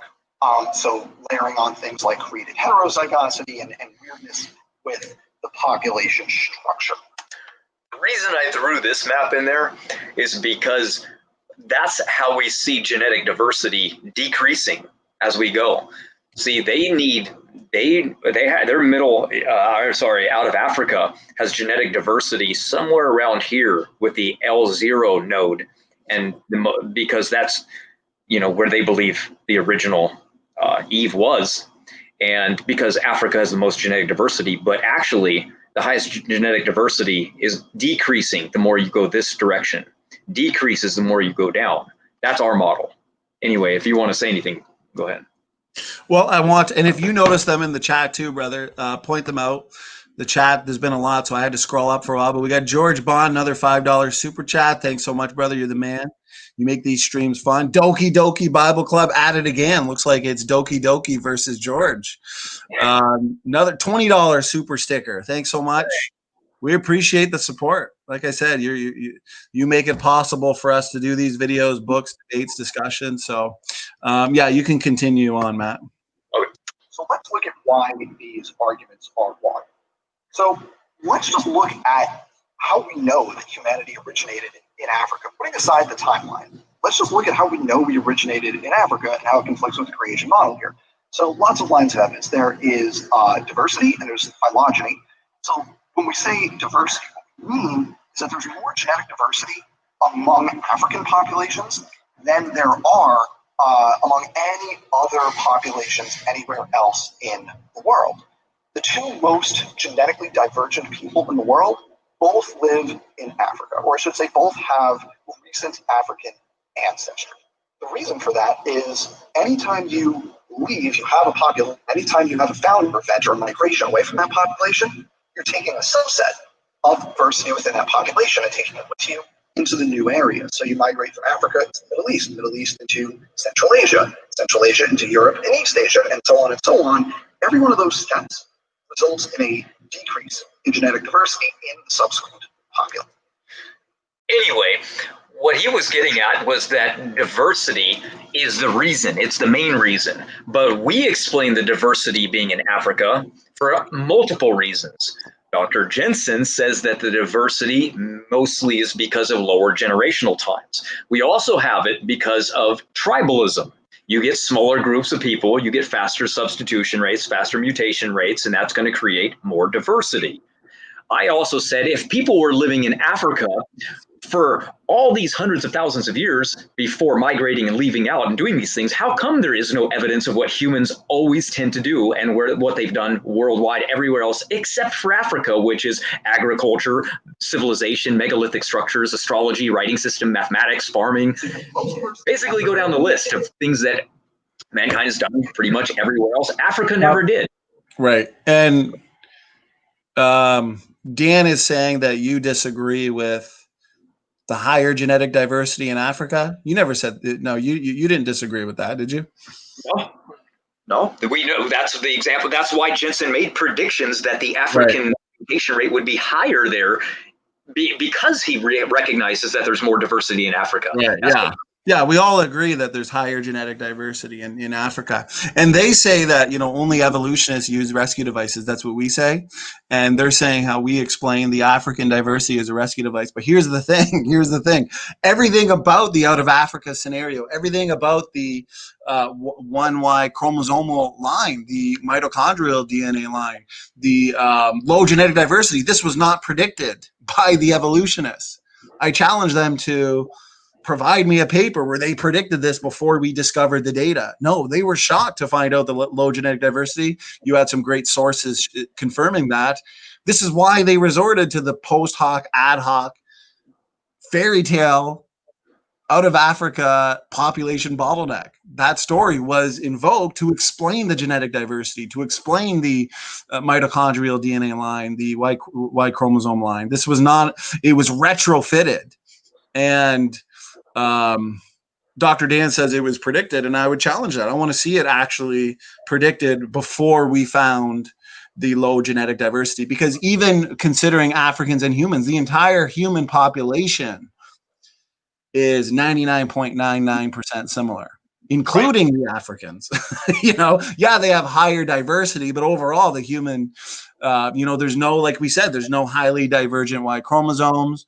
There's no ancient mitochondrial DNA lines, low levels of variation. This was all retrofitted. I mean, hopefully he agrees with that.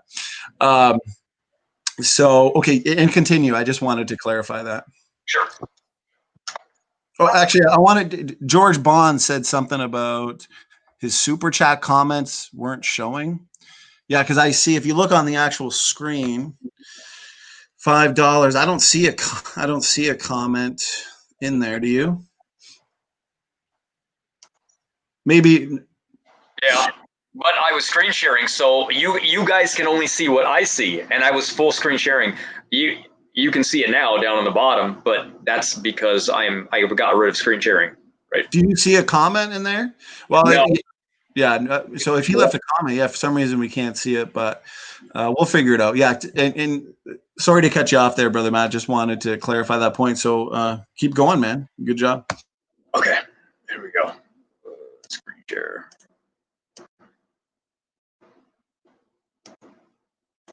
Phylogenetically, we can look at this and we can see that African lineages form the root of the Homo sapiens tree. You can see that in this figure right here. The red represents African lineages. So you can see that the root, about 200,000 years ago, representing the origins of humanity. Oh, Matt, I think we're hearing a big echo or double voice from Dan.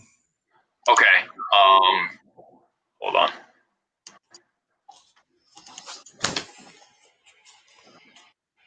Right, I'm screen sharing again. Let me know, because I clicked on what they told me to last time to share audio. So maybe. I love how Dan says the archaeology proved it. Are you kidding me? That's why the out of Africa proponents argue with the multi-regional proponents. I mean, I've read tons and everything about the paleo community, everything about human evolution out of Africa, multi-regional hypothesis. It's all contested. They all argue with each other. They don't know what's going on when it comes to the hominins. They don't know what came from what. There's arguments when it comes to the modern humans finally leaving Africa and meeting up with the Neanderthals, and why were they able to interbreed. And yeah, no, there's tons and tons of contention in that field, and all the data now that confirms, and Erica's big on this, she even agrees, the Australopithecines coexisted with the Homo genus, including, what was that recent article that came out, Matt? That's right. There was another one that was a major supposed human link missing ancestor that was categorized and found in the exact same place in the same layer. I can probably find it on the phone real quick. Yeah, so none of this. And then the Crete footprints, which, you know, they're trying to say are just not footprints, or we made videos on that, which is not even in Africa. Yeah, so no, so much of it is retrofitted, force-fitted. Dan says, nobody takes the multi-regional hypothesis seriously, but the ones that do take it seriously, they'll disagree with that. I mean, there's tons of disputes going on. So, and the genetic data was completely retrofitted, which is amazing. So I don't want to just comment on that all day. So continue, brother. Okay, I found it. I just texted it over to you real quick. But yeah, I mean, even Dan said, he goes, I'm not really into geology and paleontology and stuff like that when he started this video, but now it's being used as evidence. What I like is that he goes, let's just stick to the biology. Well, that's exactly what we want to do. But by the time you invoke phylogeny, you've just invoked the fossil record. That's what they go by. It's an assumption to begin with. And if you took away the assumption, you wouldn't even have phylogeny. It wouldn't even exist, because you first need to assume that the fossil record is accurate. Then you need to assume man split from an ape. There's all the assumptions built in. That's why we don't use it. We don't need to use phylogeny, because we don't follow that model. Anyway, let's go. And then we've got George Bond. You too, brother. If you're looking at the comments, you see super chats. If you can get them before I do, that's fine. George Bond, it worked. He said, I've rebooted. Let's see if this works. It worked, brother. Thanks for the super chat. You're the man with the plan. All right. Hey, stop me, because when I hit play, you might not hear him again. Okay. So okay. I changed it so he doesn't echo. African populations. Yeah, I can hear it. That are all of the various non-African lineages in subsequent migrations out of Africa. Okay, you can't say that we originated in the Middle East. You can have all kinds of funky mechanisms to try to make that work in terms of the genetic diversity, but it doesn't solve a hard problem that all the outside of Africa diversity nets within the African diversity. Okay, you know what? I'm going to make a quick point, because we've been going at this for a while, and I've got so much of this, and I've got a ton of this in, pretty much an entire chapter devoted to this exact argument in the Refuting Critics book. But just in a nutshell, and for the audience too, and to not bore people with the details, the fact is, I guess we're going to be getting into the linkage groups after, but when it comes to the African diversity, like you pointed out earlier, we do have testable predictions, obviously, from Dr. Nathaniel Jeanson on generation times, of course, but that's not even getting into the greater parts of it. Like, for example, I'm trying to pull up the paper here, where they've determined the mitochondrial Eve sequence. And I was going to screen share it, but I think I might have. Actually, I want to try and find it. So keep playing the video. And if I can't find it, that's fine. I'll just give a brief breakdown. I don't think, I don't want to bore the audience with dead air. So what Dan's saying technically is, the more diversity in Africans means more mutations have accumulated, which means more time. Okay, and he knows this, but for the audience sake, let's cover it in detail. Meaning they're an old population; they're older than non-Africans. Okay, therefore they'll say this demonstrates that deep time history goes back further than our 6,000 years. Right? They've said, right? We've talked about it out of Africa. They've inferred, based on the genetic data, archaeology, that Africa is probably the origin of genetic diversity in the world, mitochondrial diversity, for example. And you can even see that in the tree that shows the three major haplogroups, L, M, and N, that Dr. Nathaniel Jeanson derived. You can see that the African branch is much larger than the non-African branches. That's almost evident. The second you look at it, you see that really, really large branch. But here's the thing. They make incredible assumptions about population history. This includes, like you said, generation times, as well as the number of children various populations were having at that time. They assume away, we know Dr. Dan assumes away any hypermutating lineages. And I've talked about, for example, mutations, especially in small tribes, inbreeding tribes. with the Neanderthals in that environment where vitamin D would have been incredibly low in their bodies, of course. And natural selection works in the short term. So mutations that affect the workings of the DNA repair enzymes means that more mutations will accumulate. So hypermutation is very plausible. And that would then lead to divergence in population genetic differences. Okay, and this is, his major issue. And you can see throughout the literature that all of these assumptions have actually been questioned. And that's why the data really does fit better with the out of Middle East model. And I've talked about the inbreeding would affect, of course, the DNA repair mechanism. But here's the thing. When it comes to the African small tribes, I mean, we know, even in their literature, according to their model, African populations were divided into small groups of people that remain small and separated for long periods of time. So in those specific conditions, what would be expected? Well, those small tribes would then diverge rapidly. The more fixated mutations, the more the populations diverge. This explains the divergence problem. This can also explain why Africa has more genetic diversity. We've said it, Africa has more genetic diversity than the rest of the world combined. Two people living in different cultural groups within Africa itself can have more differences than like a European and somebody from China, for example. So this all these assumptions that they've made on population histories have been invalidated. And like you said, in that map, as we go away from the Middle East, in any country in the world, genetic diversity decreases.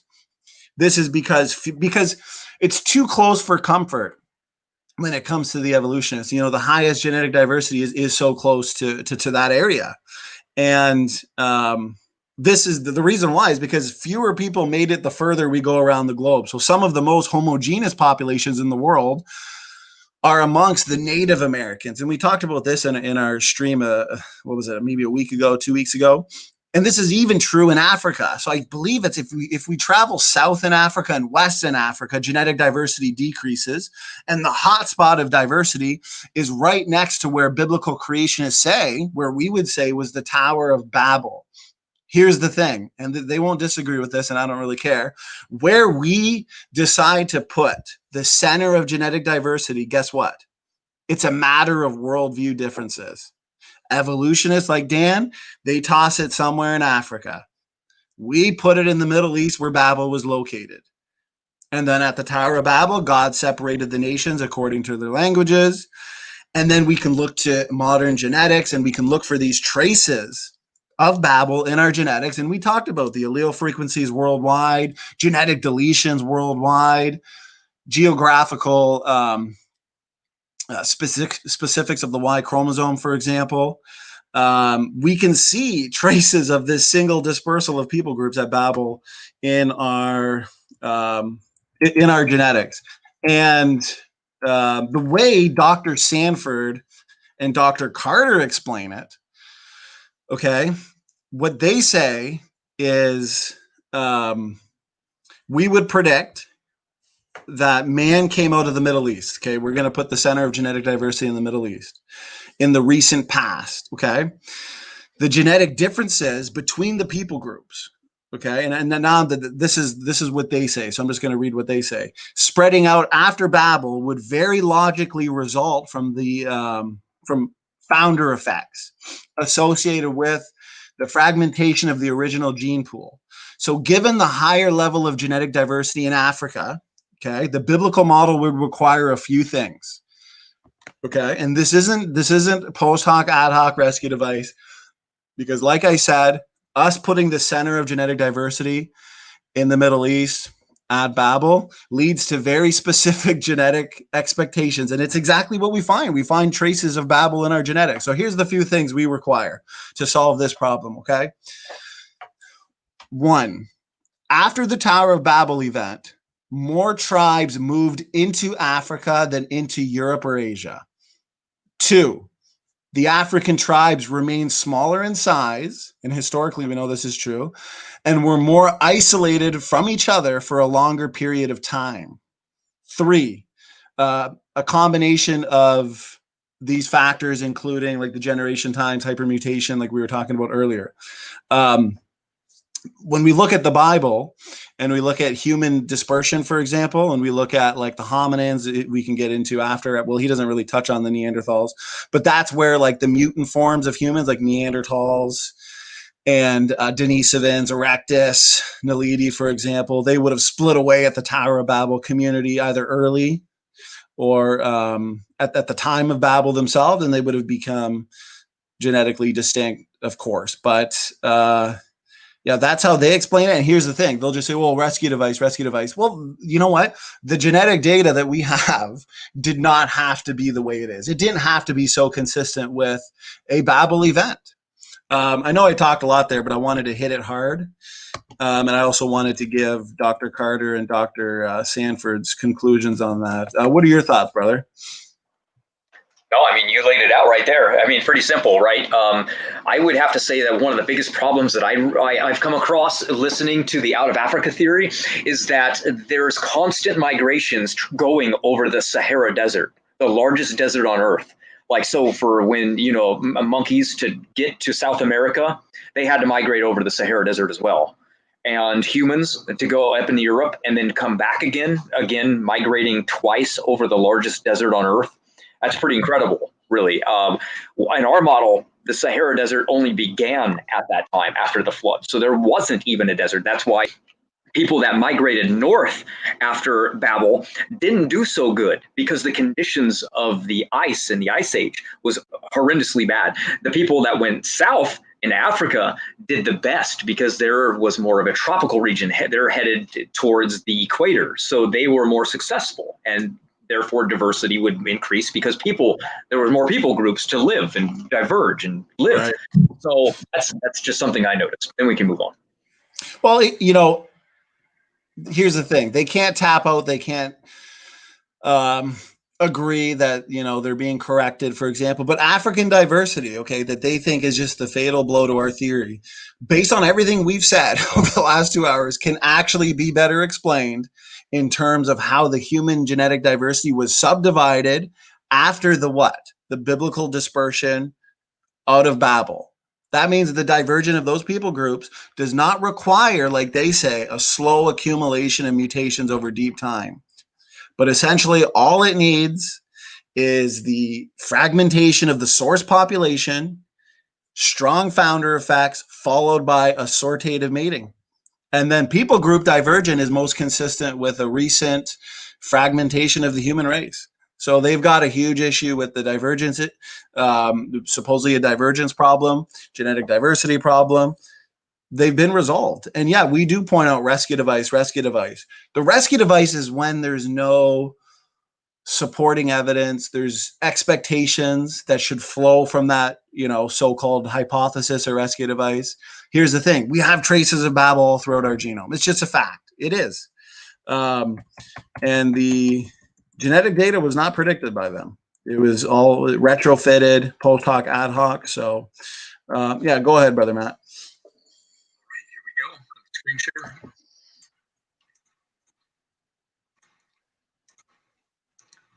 Third problem, heterozygosity. Heterozygosity is something that is going to decrease with those migrations and founder effects, because again, heterozygosity is a proxy for genetic diversity.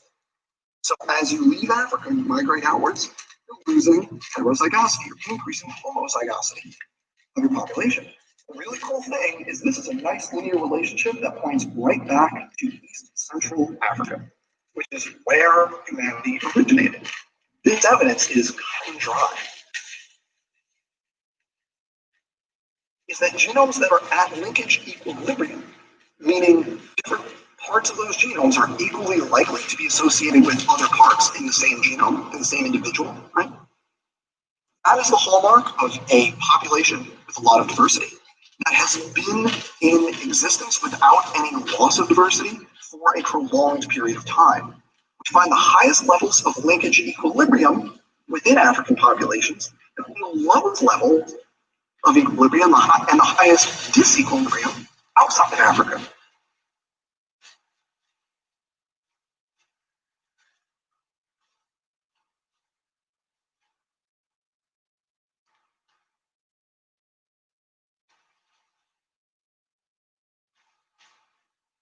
So first, there's just no evidence for created heterozygosity. There's just no evidence for that. It's a made-up thing that we don't see.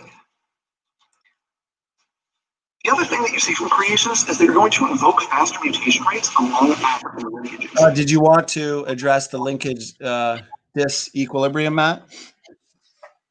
Sure. Dr. Jeanson actually talks about that. He says we don't address it, but actually Jeanson specifically mentioned that. One thing too is that the created heterozygosity that he says is that when things shift and they move from heterozygous to homozygous, that's exactly what our model's predicting, and that's exactly what it's predicting with not only human beings but more animals and speciation rates. That's one of the major factors that we're witnessing. And when things get isolated, it occurs in even a faster rate. So that's one of the factors that we use to determine speciation rates now. Fast recombination, so the speciation rate happens quicker. And then we find the shifts from the animals that were on the ark and they came off. And we notice as things speciate, they shift into this realm. But that's our model. So I'm not sure why he's saying that it's not because he's so with the linkage disequilibrium argument that he's talking about, he's saying, because it goes back to Africans again, he's saying that Africans tend to have chromosomes that are actually subdivided into smaller linkage blocks than non-Africans. So he's trying to say that this would be evidence that African populations, once again, are older than other people groups like the non-Africans. So then the Africans should predate the non-Africans, because we know that recombination, gene conversions, of course, they scramble up the linkage blocks. Right. So therefore, the Africans look like they have more scrambled linkage blocks. They got more scrambling in their genome. Therefore, they're older. That's his argument. So it's the same answer as before, then. That's all. Well, yeah. You know what? I'll cover this one then. So here's the thing. I always point out that we can actually discern Adam and Eve's original genome, what it looked like, okay? And the preliminary data is strong for this. And looking at what I would call the original chromosomal text strings, okay, Dr. Carter, Dr. Sanford, they've done a lot of work on this, and it's promising. We've covered a ton of it earlier. Now, I've asked over and over again in debates that based on the existence of large human linkage blocks, okay? And linkage blocks, like our human chromosomes, they're made up of relatively large linkage blocks, actually. And when these are analyzed, we find that there's very little scrambling going on. Like, we can actually see bits and pieces of these intact chromosomes from who we would say are Adam and Eve, of course. Now, recombination occurs, gene conversion occurs, of course. Therefore, these original text strings, these linkage blocks, they should be scrambled. And in an evolutionary time frame, they should be scrambled quite quickly. Think about it. You've got evolutionists who don't believe in a first population, okay? We've talked about this earlier. They believe the mitochondrial DNA ancestor, the Y chromosome ancestor, they were part of a population, okay?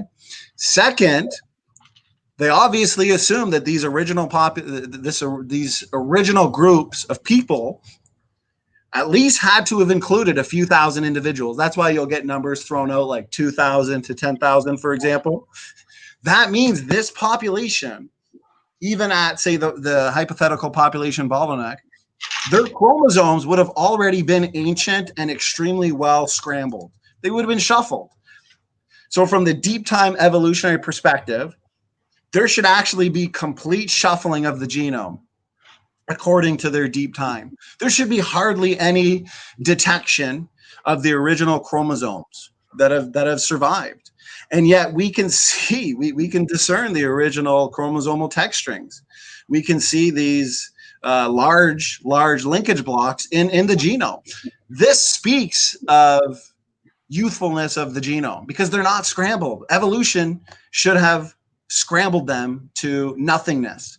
Now, here's the thing, though.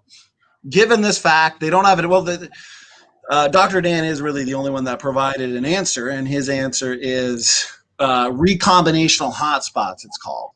And I left a post in the community the other day on how that's actually a circular-based argument.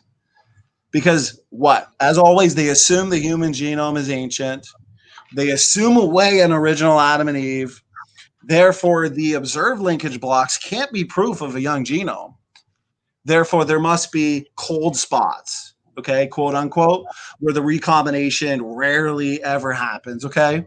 This is a rescue device, but here's the thing. Dr. Dan now, he's pointing to the Africans, okay, that have smaller linkage blocks, which assume that they've been around longer because gene conversion, crossovers, recombination, for example, they've been scrambling the African populations for longer, which makes sense. How do we explain that? Okay, how do we explain that? Well, once again, geneticists like Dr. Sanford, Robert Carter, who've been at this for a while, they say that, let's see, I'll pull up the source that I have in my book on this one. So they say evolutionists use this as evidence to argue that African populations are older than other people groups. And so Africans are the earliest humans and predate other people groups, just like I iterated, okay? They say this interpretation is problematic on several levels. Okay, let's keep reading. They say linkage blocks are not detectable except where there is genetic diversity because this is needed to map the ancient recombination events. African populations are known to be more diverse, which largely explains the smaller and better mapped linkage blocks. African diversity does not require more time for mutation accumulation. It just requires that a large number of tribes, as we talked about earlier, arrived in Africa after the out of Babel dispersion. More importantly, now Dr. Dan, this is where he's wrong, and this is what I wanted to get to. He thinks it's just hypermutation. When it comes to these linkage blocks, certain people groups probably have different rates of what? Gene conversion. There's actually data on this when it comes to the chromosomal recombination. Different rates of chromosomal recombination. This is a fact. Different historic population sizes. Remember, all of these assumptions by the evolutionists have been questioned in their own literature. Different average ages of marriage, different rates of childbirth and mortality. All of these affect the genetic makeup of people groups today. And these features are all variable in different people groups. For example, it is known, okay, this is not just this is a fact. It is known that Africans have more recombination events per generation. Even though rates of change are not uniform, all people groups must be the same age, tracing back to the same source population. So linkage groups is on our side. Why are there so many? Evolution should have scrambled them to randomness. They use the rescue device of recombinational hotspots, cold spots, for example. But then they want to go one step further and say, well, what about the African, linkage blocks? Why are they smaller? Why are they more scrambled? When in fact, we know that Africans have more recombination events per generation. So that's kind of their one last ditch effort to rescue the out of Africa scenario. But as you can see, and here's the thing, they spend a lot of time on the linkage disequilibrium. So I know I talked a lot there, but BioLogo spends a lot of time on that too. You can see Dr. Jeanson talks about that in his debate with Dr. Dennis Venema. I highly recommend watching that. It's a really good debate, one of my favorites, where they cover all the best lines of evidence for, you see a good presentation of both sides, evolution and creation. So that is one of their better examples and lines of evidence. And as you can see here, it's been dealt with. It's been dealt with for years. So any thoughts, brother, or did you want to move on? No, that was perfect. Let's move on. That was good. You touched on everything. That is a big problem. So this faster mutation rate among African lineages, this is just made up again. Like, we don't observe this. So, you pick two random people and you're going to have the same per-base mutation rate. But let's assume that you do have faster mutation rates in African lineages. It doesn't solve the phylogenetic problem. The African lineages are still the common ancestor, and everything is nested within that. What creationists need is for the Middle Eastern lineages to represent the ancestor, and for the African lineages to be nested inside that. You could increase the mutation rate. You don't solve that problem. We already talked about this. Right. By the way, this is. Well, here's what's funny. Here's what's funny. I just looked in the comment section because at the end there, I was reading a citation from Dr. Carter and Sanford, so I couldn't look at the chat. He's saying that I don't know what linkage disequilibrium is when he explains directly in the video what it is, being the exact same thing that I explained it as. So, yeah, that doesn't make any sense. So. And I'll give a disclaimer for the audience. So this is probably 3/4 of his video in case he accuses us of editing out certain parts. Well, as you can tell, we're over 2 hours and we're still not done. So to do his whole video would be hard. So we did bits and pieces, but I'm going to link his full video in the description box, because we all know we've sufficiently refuted this, and they can't tap out. They're invested in this. And that's why I say, don't buy into their psychological game. Dan has a psychological game of trying to say things like, for example, Paul Price demolished his arguments on genetic entropy in a post. I posted it yesterday, and his comment was, oh, is this the one where Paul Price doesn't understand basic population genetics? So this is a psychological game, and I'm pretty good at reading people. This is a way for him to leave a comment, say something to invoke into maybe the layman or people that are on the fence to see that and automatically discredit the video or the post. It's all psychological warfare. Don't buy into it. Watch this video, watch his full video, and you will see that this man has been thoroughly refuted, and he has to double down, though. We know that. It's for the audience. We know Dan's not going to convert. You know what I mean? So we know they're going to double down. We know they're not going to tap out in the comment section and say, oh, I was wrong. It's the out of Middle East model. No, they're not gonna. But it's for the people that are on the fence. It's for the objective viewer. It's for our supporters. Listen, biblical creation's stronger than ever. We're the ones doing the science. We're the ones that are making the predictions. So.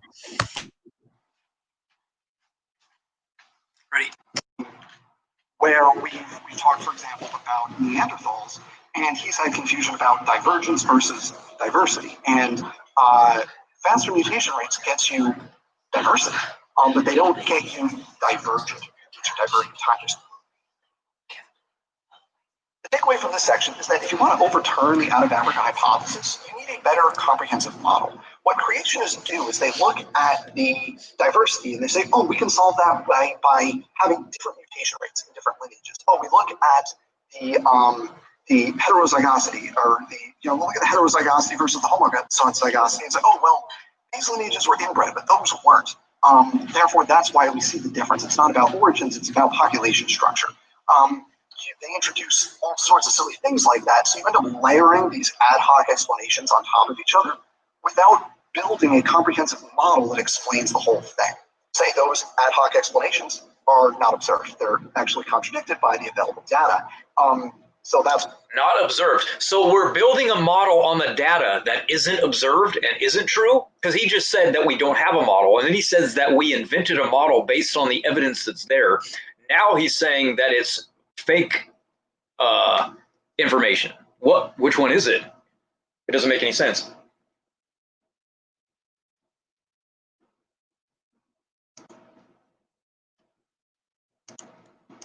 That's why the arguments presented here are wrong. The out-of-Africa model, on the other hand, is comprehensive. It is in line with all these things. And I should note, creationists love to point out how evolutionists don't make predictions. Well, the out-of-Africa hypothesis originated via archaeological evidence.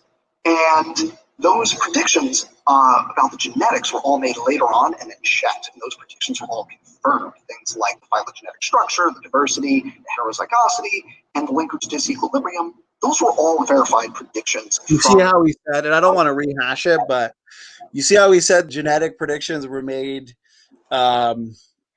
with the out of Africa scenario, when in fact, no, it was all retrofitted. It was all post-diction. They didn't expect the levels of genetic diversity we find today. So they didn't expect so many intact linkage blocks. They didn't expect the mitochondrial DNA line, the Y chromosomal line. It's all retrofitted. He can't defend that this was an actual prediction. He can't. Yeah, no way. First pointed to an out of Africa model. So be aware of that, creationists. There's some predictions for you. The next thing is an argument that Stanning leans on relatively heavily. It's called genetic entropy. I've talked about this a lot, so I'm not going to go through it, but I am going to go through the basic problems, and I will note that Standing for Truth makes no effort to address any of the problems. I just go through your videos that you made on genetic entropy here real quick. That's all. Actually, you know what's funny, Matt? We challenge anybody to find a channel with more videos on genetic entropy than we have. I've had a dozen debates just on that topic. I know. We've addressed. I'm sorry that in a book titled "The Biblical Creation Model of Origins Made Easy," that had a goal of being made easy, about 100 pages or so. Sorry we didn't have an all-out, explanation of everything to do with genetic entropy. I mean, but what's funny is in this refuting biblical creations book, I hit all of their rescue devices like synergistic epistasis, mutation count mechanism. They'll oftentimes say there's a trade-off. They'll say beneficials can counterbalance the damage. I address all that. The so-called problems and also their arguments easily addressed. We've addressed them for years. Oh yeah. Matter of fact, your book's out tonight, right? It's out now. Yeah, exactly. And we've addressed these for I mean, like I said earlier, brother, we challenge anybody to find a channel with more videos on that specific topic than us. Presenting the barest bones of what Sanford says and taking it as fact without digging into it and actually, one, demonstrating that that's how the numbers actually work, or two, like defending them against the criticisms.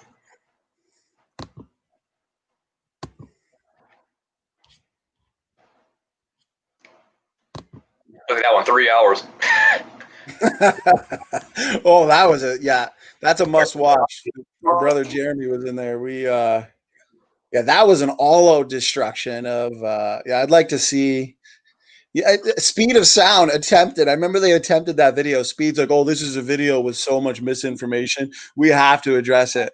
I think they got like 3 minutes into it. And I think they realized, we don't want to look silly here. So, that was a great video, Matt. I challenge anybody to, and that's why we're not going to go super long on this issue because we've done so many videos. Go see that 3-hour video. I mean, we hammered away at the evolutionists. We had Brother Neff in there too. That was a good one.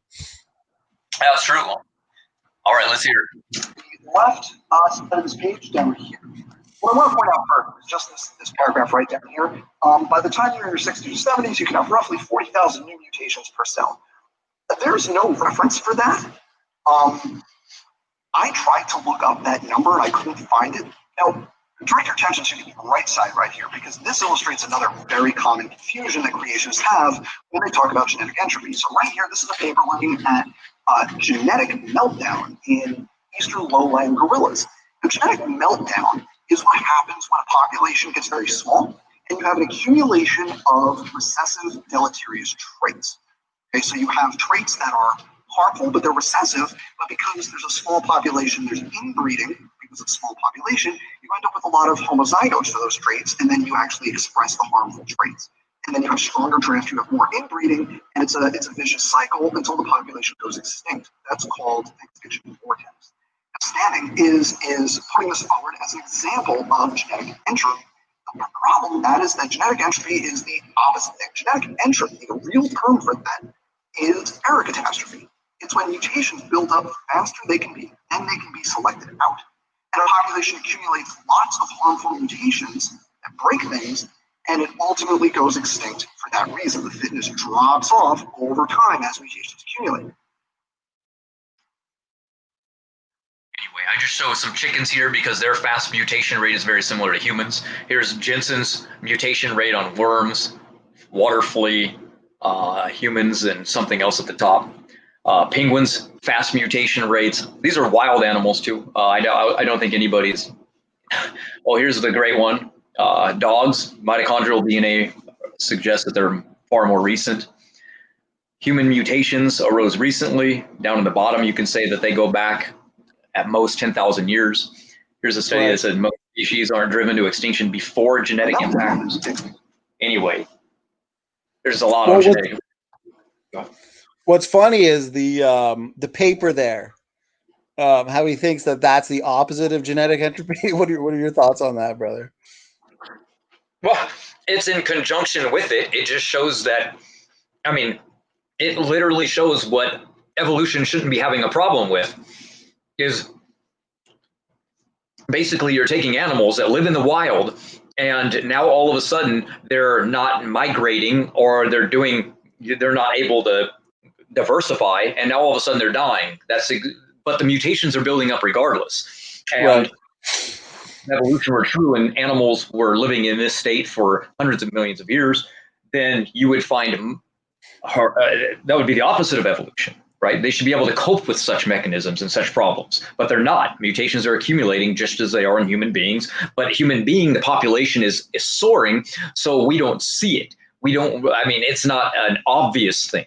So that's the biggest problem, is human exponential growth rates are just soaring. We're at 8 billion people. Every second, 2 people are born. So we're not seeing the deleterious degradation of diseases as you would expect. But in smaller populations, we see it. We see it much more readily. That's all. Yeah, that's brilliant, brother. You hit the nail on the head. Remember, the evolutionist explains all DNA differences as a result of mutations over time. Inbreeding, we know, exposes the genetic mutations, the genetic mistakes, because they're akin to typographical errors in a text. The inbreeding exposes those mistakes. Those mistakes are in the genome, hidden in recessive form. Inbreeding exposes those. They come to the forefront. And inbreeding, okay, so it's not contradictory. I don't know where Dr. Dan's getting this from. Dr. Sanford says and agrees with the fact that inbreeding is like a sneak preview into where we are actually going genetically as a species. These small inbred populations, like we got papers on the mammoths, we see this in the hominins, like with the Neanderthals, we see it in butterfly populations.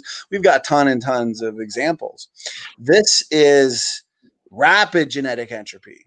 Now, as the entire population as a whole, it's going to take a little bit longer. But this is why you find inbred children have a reduced life expectancy, and they're more susceptible to diseases, because inbred children, inbred people, it reflects the overall aging of the genome, because there's genetic damage that has been accumulating, and a lot of it is in recessive form.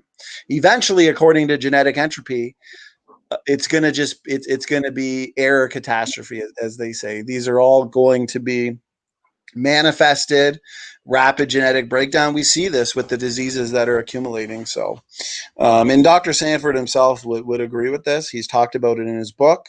But I guess the inventor of the gene gun and a man who just spoke at NIH, I guess he didn't realize that his model was contradictory. You know what I mean? Or I guess like Carter and Sanford as well, and Jeanson, and I guess these men who have written extensively on the created heterozygosity hypothesis for years, I guess they didn't realize that the low genetic diversity in humans is contradictory to it, or that it was contradictory to genetic entropy. Like these are such misrepresentations, it's ridiculous. Isn't that astounding that when you take away the evolutionary assumption, you see the obvious, but you add in the assumption and all of a sudden there must be an explanation. There has to be, right? There's the Kondershoff, 100 pages of page book just dedicated to trying to solve the problem, the solution, find the solution. Right. And that's the thing. It comes down to at the very beginning, like his arguments on the fact that like other DNA compartments go back further than like the mitochondrial DNA and the other non-recombining DNA compartments like the Y chromosome. When in fact, once again, that's assuming mutations are the originator of all genetic diversity. Same thing here. they assume mutations are the source for all genetic diversity. They Right. don't know how to put themselves into the creationist starting point and argue from there. Because they're incapable of doing that, they resort to straw man arguments, they resort to misrepresentations. And it was a shame because I was looking so forward to the Herman Mayes versus Jeanson debate, and it was like announced 6 months in advance.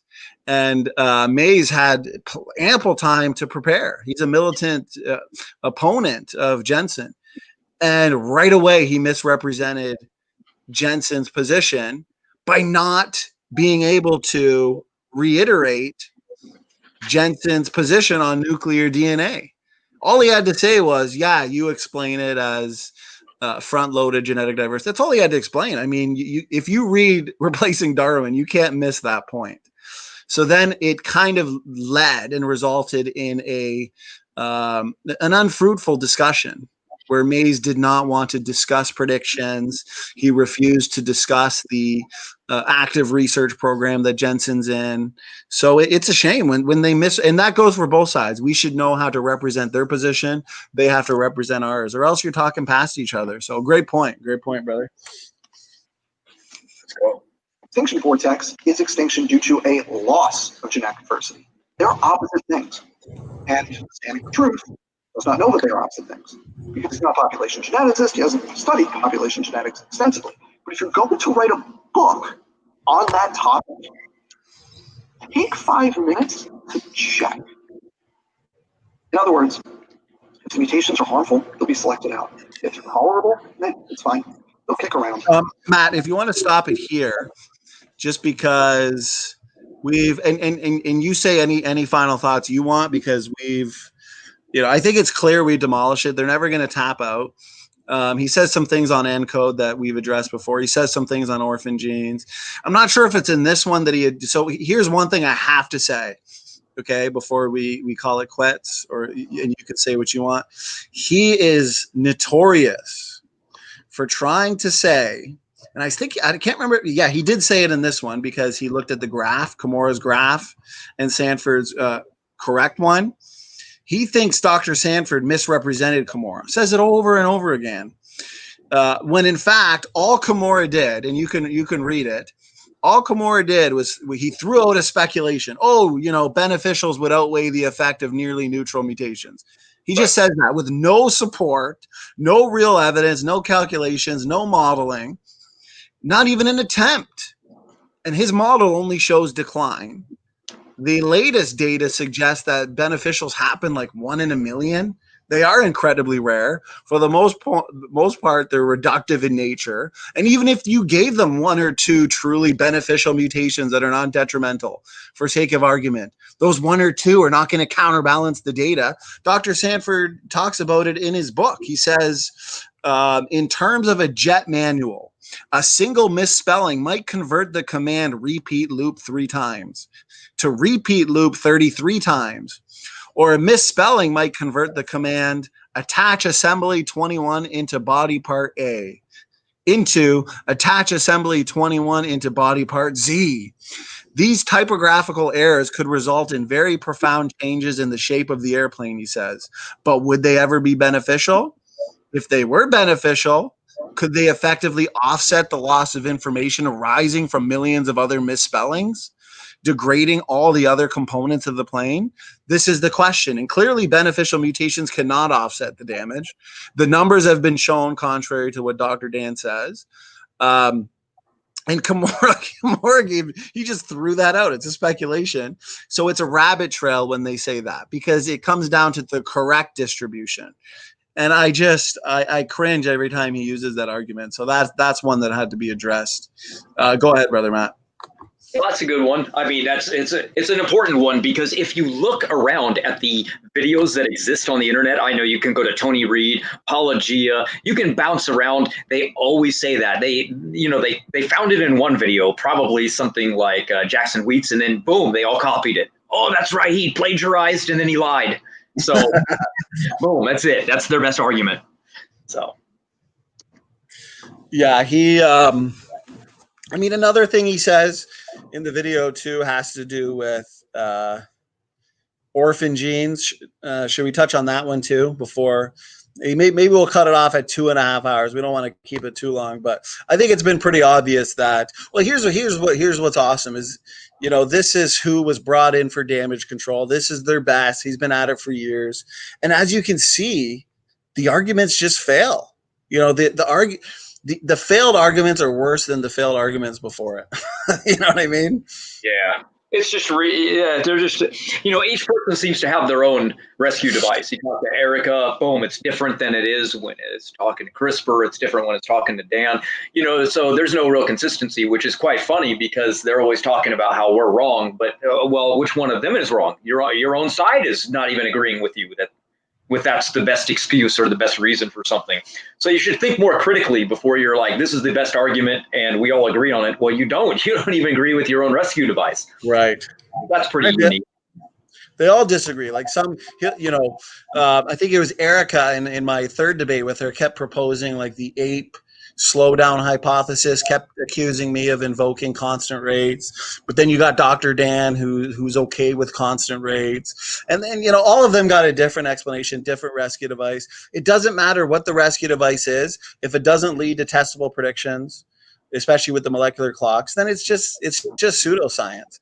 And the other contradiction he said was orphan genes, because we know we have evidence for these specific sequences of DNA. The orphan genes, they're unique to specific organisms, right? And we point out that these orphan genes are exactly what we would expect. For example, Dr. Jeffrey Tompkins, there's an article he has titled "Newly Discovered Orphan Genes Defy Evolution." And what he says these orphan genes are also being found to be particularly important for specific biological adaptations that correspond with ecological niches in relation to the creature's interaction with its environment. The problem for the evolutionary model of animal origins is the fact that these DNA sequences appear suddenly and fully functional without any trace of evolutionary ancestry. Here's the thing. He says that's contradictory because we point out that the existence of nested hierarchical patterns wouldn't predict orphan genes. It's got to be one or the other, which is just a ridiculous argument.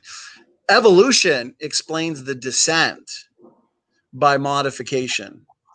Descent there by evolution, deep time evolution. We say the patterns are there by design. We would expect design, just like we see in the automobile world, or just like we see in computer systems. You got programs, sub-programs that all fits nested hierarchical patterns, for example. But according to our model, we would also expect some uniqueness in the specific organisms that God created. Kind of like in the modes of transportation world, you see patterns, you see hierarchical patterns, but you also see uniqueness. Let's take different car companies. Take Volkswagen, take Chrysler, take Ford, take Honda.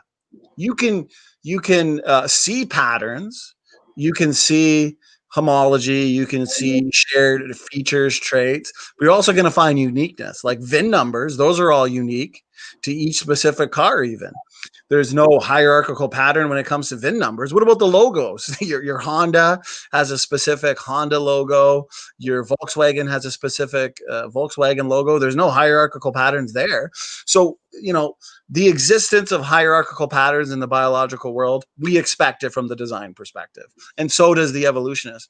But it's us as biblical creationists that are also going to be able to expect some differentiating lines of evidence. Like, is this due to descent with modification, or is it due to design? And that's where we look for what? The orphan genes, the other taxonomically restricted genes, or even some of the endogenous retroviruses. We looked at functional DNA elements. These are the differentiating lines of evidence. So there's no contradiction. It's exactly what we'd expect to find. It's what we find in the design world. We find patterns associated with design. And the engineers building these cars, they're not building hierarchical patterns on purpose. Hey, let's prove biblical creation. No, it just happens naturally. And you see uniqueness as well, exactly what we would expect, just like we see in the biological world with orphan genes. So no contradiction. I mean, weren't you amazed by that argument, Matt?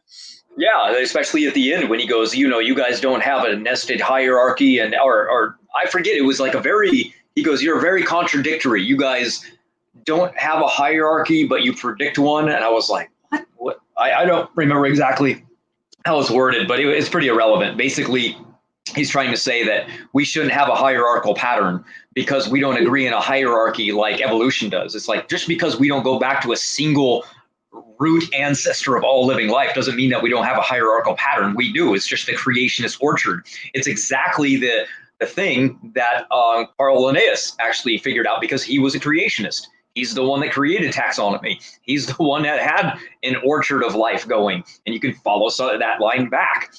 So, well, it's exactly right. Even at the creation event, that's a great point.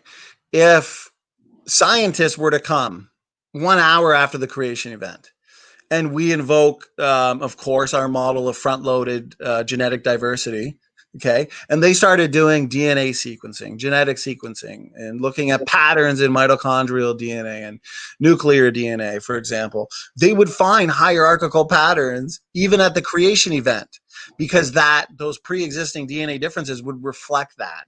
And then they would conclude, oh, all of these animals must have descended from precursors. You know, they must go back millions of years, when in fact they were just created.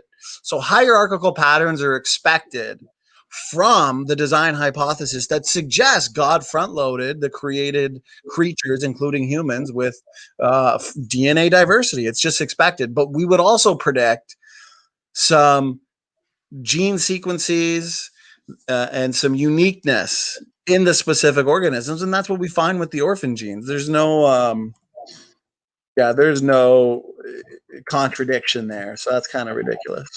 yeah, exactly. Well, I had a question. Would you like me to send the invite out to people for this link, or are we going to start up a new one now? You know what? Boom. We just hit the 2.5 hour mark. I think it's clear that his arguments have been beaten down to a pulp.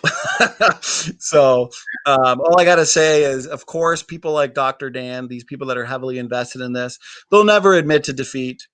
They'll double down. We've seen him double down before on Jeanson with Paul Price.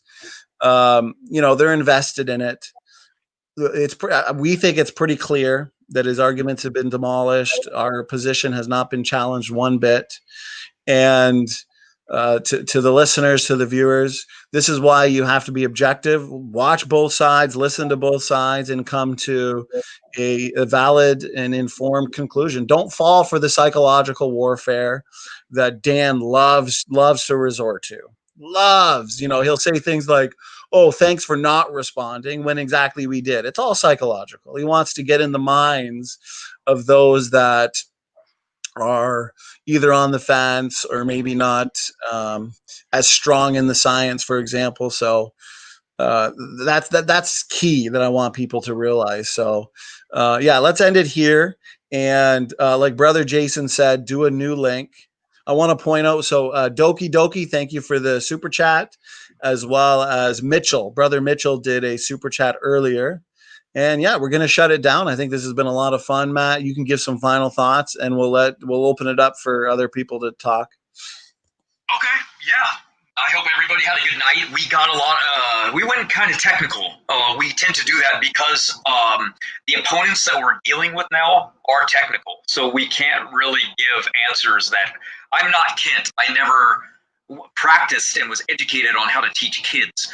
So sometimes replying, I'm not very good at being like, let's talk about what your allele is and how it reaches fixation. I just expect most people to know. So you'll have to excuse us if we go a little bit technical sometimes, because that's what our opponents like. And for some reason, we actually care what they like. So right. Well, sometimes that's right. We shouldn't care what they like. When it comes to some of their arguments, like PhD biologists or virologists like Dr. Dan, it's tough to not get technical. And that's why you'll find the Refuting Critics book that I just put out. It's a lot like this stream. It is kind of technical. It's citation heavy. Like, I went over a lot of direct quotes from like Carter and Jeanson and Sanford. I mean, these guys are PhDs. These guys are smart. They've been doing the work for years. So when someone like Dan rebuts a direct citation from a technical paper of, say, Sanford, and says, oh, that's wrong. Oh, that's a misunderstanding. He's essentially saying that a PhD geneticist doesn't understand the science, which is ridiculous. So you'll find that it's a little more technical, the refuting critics book, but the other ones I made a little bit more understanding. It was more so just like a narrative, my own writing, my own thoughts, and how to best convey the model. But this newest book, it's a little bit more like this stream where it's just kind of a lot of technical quotes. But this is, Matt, like you said, this is kind of what's necessary when addressing the best of the critics, you know? Yeah, exactly. So I guess we'll end it now and we'll start up a new stream for everybody else. Beautiful. All right, guys, thanks for joining us. Been a lot of fun. 2.5 hours flew by. So any questions, thanks for the support. Any questions, email us, shoot us a comment. I'm not predicting that Dan's going to go in the comment section and admit defeat. So let's all be ready for that. But I think we can clearly see his arguments have been defeated. So we're calling it a night, and we'll open another stream so other people can talk and discuss the evidence. So God bless everybody. It's been a good night. All right. See you guys soon.